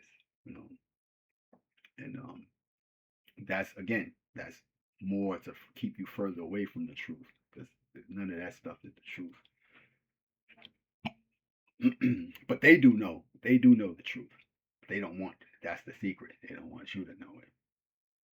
So Jesus intentionally ate with the outcast and the sick and social pariahs like tax collectors. He refused to adopt the rigid purity codes that kept people separated. Division. Dismantling religious dogma. He frequently challenged the religious establishment, calling out hypocrisy and redefining obedience to God over strict adherence to man made traditions, such as healing on the Sabbath. Man made traditions. Man made traditions today is the observation of Christmas, New Year's, your birthday, Halloween. These are all, you know, established traditions, you know, and this what keeps you looped, because every year you do the same exact thing. And if you're doing the same exact thing, that don't leave any room for you to grow. So your objective is to challenge the religious establishment, not to join Christianity, challenge it. Not to join Islam, challenge it. Not to join Israelites, Hebrew, challenge it. Challenge it. Not like challenge it. I debate with you, but no. What does your custom say about this? What doesn't it say this right here? Well, why don't you do that? Why don't you do? I'm not that. I'm not that. You are. Well, don't your religion says this? Aren't you that? Why aren't you doing this? You waiting for who to come back? But didn't he say that you will be greater than him? Why aren't you doing greater works? Nobody but such and such and such and such. Huh? But didn't he say that? Well, why aren't you doing? Why aren't you? Not that. So that's how you do it.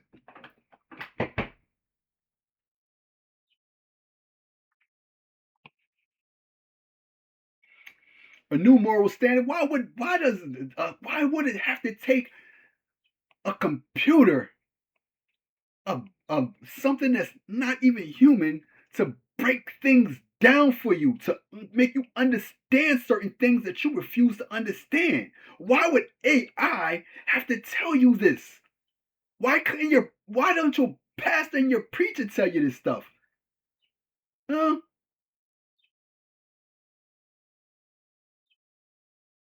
A new moral standard. Jesus redefined power and greatness by emphasizing humility, service, and peacemaking rather than dominance based power structures of the Roman Empire and his own religious leaders. His teachings still inspire the concept of being in the world but not of it. Just fasted for I don't know how long, you know? But I was here, but I wasn't here. You know? I was here but wasn't here. I seen Facebook. I I I didn't see no news or anything like that. In fact, I seen the news a couple of days ago. But they didn't say anything about Trump. Anything about Trump. So did that actually happen? I'm going to see. But I did hear, someone they tried to assassinate Trump. Yeah, huh?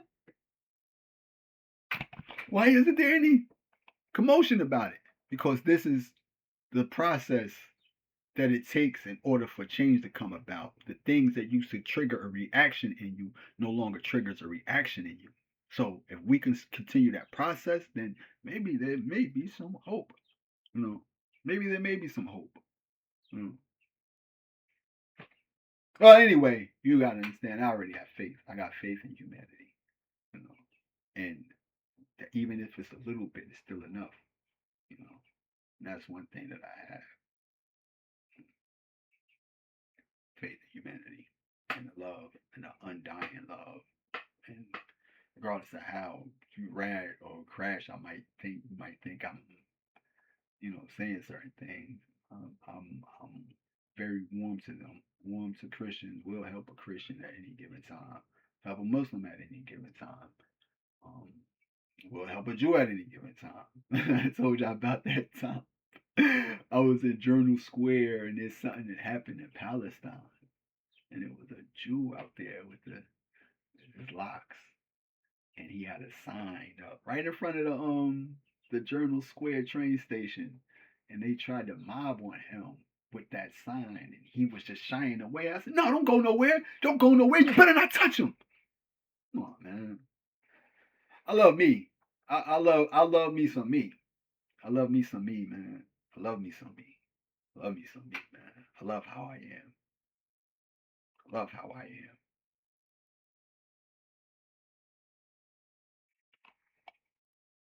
So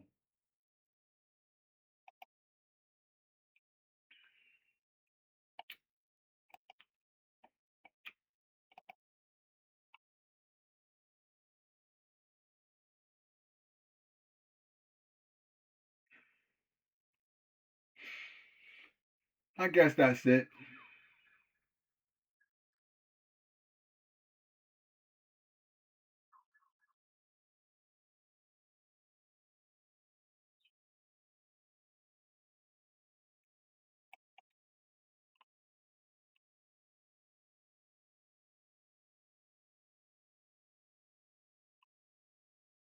It goes into that TV show about the omniscient, but was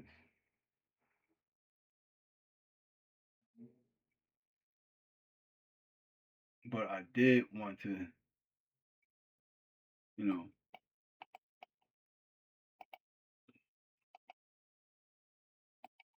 no, it's not in there because we wanted to see what type of people um are considered desirables. So this is what it is right here. Labeling groups as undesirable is a subjective, socially constructed concept used throughout history to marginalize or exclude certain populations. Sociological and historical context reveals that those considered undesirable often include the poor, you know, immigrants, the disabled, racial, and minority, religious minorities, the unhoused, homeless, and those with non-conforming behaviors. Those are undesirable people in this world. Anyone like Jesus, a non-conforming person, like the story of Christ, if that person don't conform, we don't want him nowhere around us. We don't want him nowhere around nobody. Matter of fact, we want you to hate him. So, immigrants, the disabled, racial, religious minorities, the unhoused, and those with non-conforming behaviors. Historically, the classification of undesirable has been used to enforce conformity or justify discrimination. So that's one of the ways that it was used to enforce conformity. If you're don't wash your hands, you can't sit at the table with us, which Jesus didn't wash his hands when he ate. And they looked at him and they scoffed. I'm like, for yourself clean, that you don't wash your hands. Not what you put in your mouth that defiles you, is what comes out your mouth that defiles you. But eugenics program during the 20th century, government-funded eugenic programs in the U.S. and elsewhere targeted the poor, people of color, the mentally ill, and individuals with disabilities, labeling them as undesirable to control the gene pool. Authoritarian regimes. This is authoritarian. This world we run in, this America, all this stuff is authoritarian. It's authored. It's an author that's scripting things. Authoritarian regime and totalitarian regimes such as Nazi Germany, entire populations were legally stripped of their rights and labeled enemies of the state. The regime's ideology targeted Jews, Romani people, black, which is the Nazi, black people, LGBTQ people, individuals, and the disabled, viewing them as inferior. Even though, we know Hitler was a staged actor, just like everybody else. Today, labeling people as undesirable typically applies to those who are seen as disrupting social norms, including the unhoused or vagrants. People exercising homelessness are often stigmatized or excluded from public spaces. This is what Trump did. First manner of business he did as a Christian was went to go, not the first, well, some of them was all anti-Christ-like. Actions. You see, immigrants is the next one down. Undesirables. Got them out of here. Next, it's the homeless and the vagrants. Got them up out of there. And then next is the race. Not all race, because again, you got those up there that's the same color, but they don't have the same heart. They don't have the same mind. Their mind and their heart is the same as them. And it doesn't matter about their color. Their color don't mean nothing. They have the same heart and the same mind as them. They're bonded by ideology, not by race. Race is asinine. Race is the least of the world's concern. Race doesn't mean that race means nothing. The ideology outweighs the race. The belief in their stance and what they believe bonds them more than just race does. Even with family, if your family's in a religion, your family is more bonded to that religion than they are to you, because the religion teaches them that. The religion teaches if you don't not love your mother and your father like you love me, you love me more than you love them. Or if not, you're not able to be like me. That's and because they are conformists, That's just the way it is. You know, their belief in them is more powerful than their belief in you. You know? So marginalized minorities and immigrants. Xenophobia and systemic bias often lead to the exclusion or scapegoating of immigrants and minority populations. Individuals with criminal records. Ex offenders often face pervasive social and economic barriers such as housing and employment discrimination. Consequences of social stigmatization, being classified as undesirable leads to severe systemic consequences ranging from microaggressions to violent state sponsored actions. Violent state sponsored actions where you have purge like, you know, events. Like when we look at the Philippines with Duterte, and that was a form of um stigmatizing, targeting, and having a state sponsored purge like event. This is just what it is. Those people that were being killed off over there was undesirable. Same thing with Haiti. The undesirables was the mass population. While all that hell was breaking loose in Haiti, the rich was well off partying and BS. You know, this is how it goes. While they was killing themselves, you know what I mean? The rich was off partying and jiving. And that's how it goes. When the world suffers, the rich ain't suffering. The rich ain't going through that. Hollywood don't go through what we go through. They can come out and talk about it, but they don't experience what the non, I mean, the ones that have not experienced. It's the ones that have not that suffers casualties. It's not them. It's not the aristocrats. It's not the elite. It's not the bureaucrats that suffer the casualties. It's the people that have nothing to do with the bickering and back and forth. It's always casualties of civilians and never the officials that instigate wars or that propagate the wars. It's always those that, are collateral damage. You know what I mean? And these are would be undesirables that would be collateral damage. So dehumanization. Hold up. Social. It frequently results in social exclusion, isolation from community participation, housing access, and employment. These are the effects of that of being what you want to call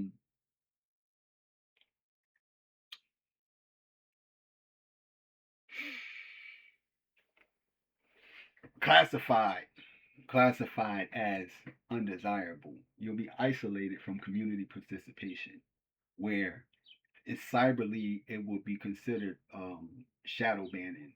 There was this movie that was on. I'm not sure whether it was on Tubi. What is the name of that movie? But there was this guy and he was doing a video conference, and he had the ability to, after the people he was in a conference with, he had the ability to turn their camera back on. He had the ability to send them text messages without them knowing that they're being they're receiving text. Like he can set two people up. He could send this person a text, have that person respond, but that person don't see it. Have this person respond, but that person don't see it. You know, and that's the way that a lot of people on these applications operate. In fact, the other day I heard a voice. You know what I mean? Like it was either in the wall or it was in my phone, and they didn't know that they was on. And when I heard it, my cat looked at me like, "Yo, what the hell was that?" And we was just sitting in my room. But before I heard it before, but the girl was here, and when she heard it, she kind of looked at me. You know, she looked at me like it's either downstairs or it's in one of these devices, and I mean, I don't know what that is, but I heard something on, you know what I mean, like audibly, not in your head, audibly, just like you was to turn a what's the name on, a video on, and it start unexpectedly, like it's just um loading, then you do something, and then you say, hey, oh, you hear it loud, and you forget that it's something there. Because me and dog was just chilling, and I ain't had no TV on or nothing. And I heard, uh, and I looked, and dog looked. And what the hell was that? You know, but cause the video, the movie showed you, you know, that in real time. The movie shows you that in real time. So, um, dehumanization, the psychological process where outgroups are denied full human qualities, which can result in real world discrimination. So that was what happened to the unsuspecting blacks. You know what I mean? The blacks that had mind games played on them, like through slavery, through that process of slavery. Again, while those people endured that, there was people well off, you know, and by them being depicted of being discriminated against, people, you know what I mean, that seeing that, they return with that they met them with that same discrimination because it's been seen as it's been psychologically implemented in the aggressors and those that are being aggressed against. The ones that's being aggressed against, fear is dished to them, and the ones that are being the aggressors, control is dished to them.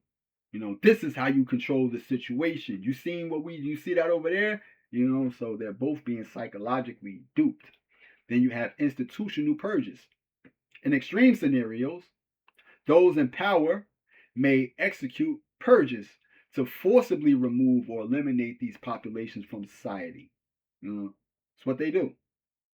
Uh, And again, the only reason why that hasn't hit America in such a fashion, even though, the rights and things like that is being violated and taken away, if you got people that's being watched, they're watching me. Yo, these people flatten my tires. These people, eh, they're following me. No. And there's no legal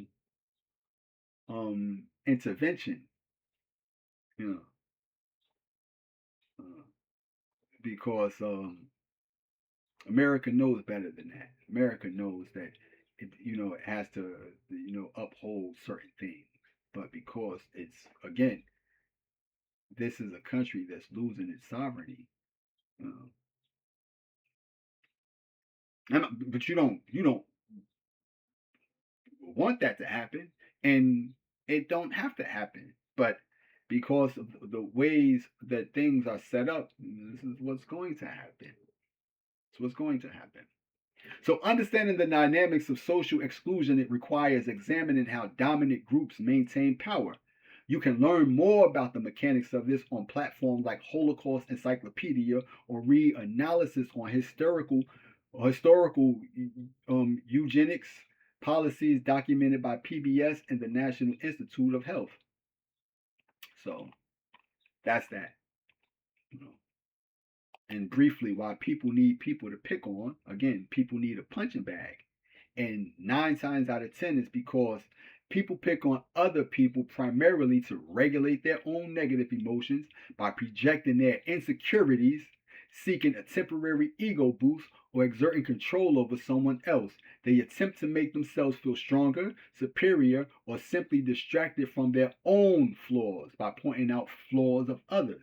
By making them people seem insecure, they hide their insecurities. By making those people seem like, hey, you you're not strong. They feel stronger than them by making themselves feel like, hey, you're not superior. and make themselves feel superior than them. So the underlying psychology of why this happened boils down to a few distinct reasons: projection of insecurities, seeking power and control, diverting attention, social status and conformity. In group settings, people might join in on picking on someone to fit in, maintain peer status, or avoid becoming the target themselves. Is this a target? Is this anything about targeted individual? No, but it says it.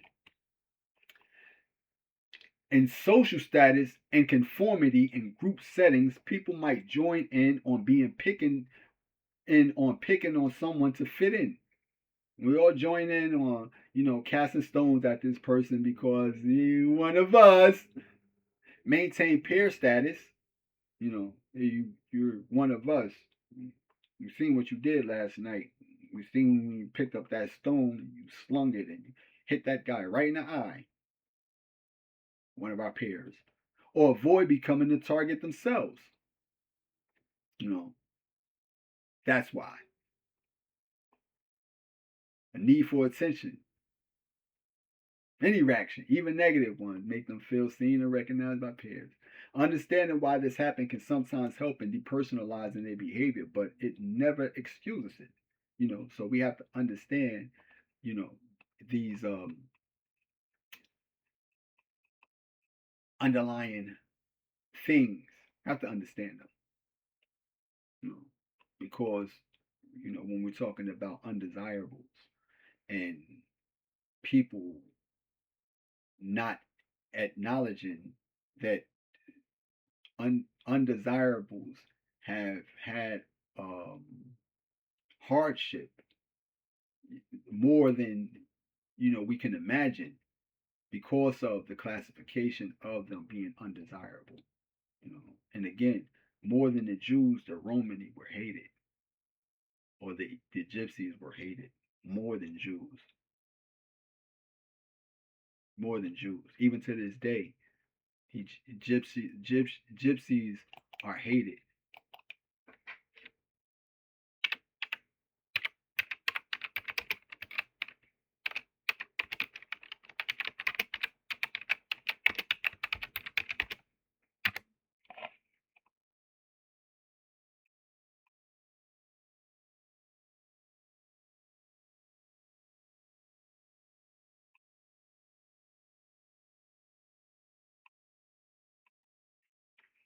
So just to touch on this, because we run from this.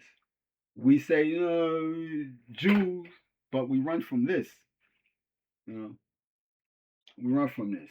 Gypsy, Roma, and traveler communities frequently face severe and disproportionate levels of prejudice.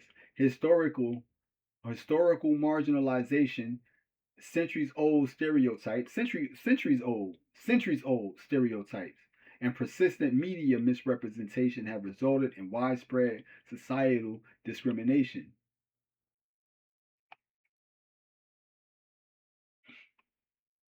Modern statistics, socioeconomic gaps, scapegoating. Prejudices often surface in times of crisis, with these groups frequently used as scapegoats during events like economic downturns or public health emergencies.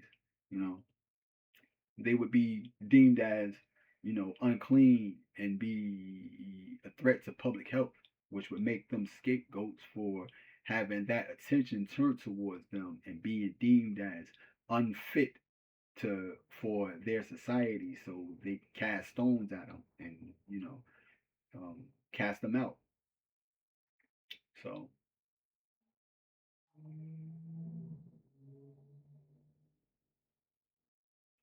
So here we have gypsies were considered dirty, deceitful, too lazy to work, and prone to steal. These were, you know, the stigmas that was placed on them, you know, and we see that trying to be um, implemented today with the black people, Afro Americans, and they call them, dirty, deceitful, or dirty, violent, or violent, and too lazy to work, and prone to steal and rob. and you know,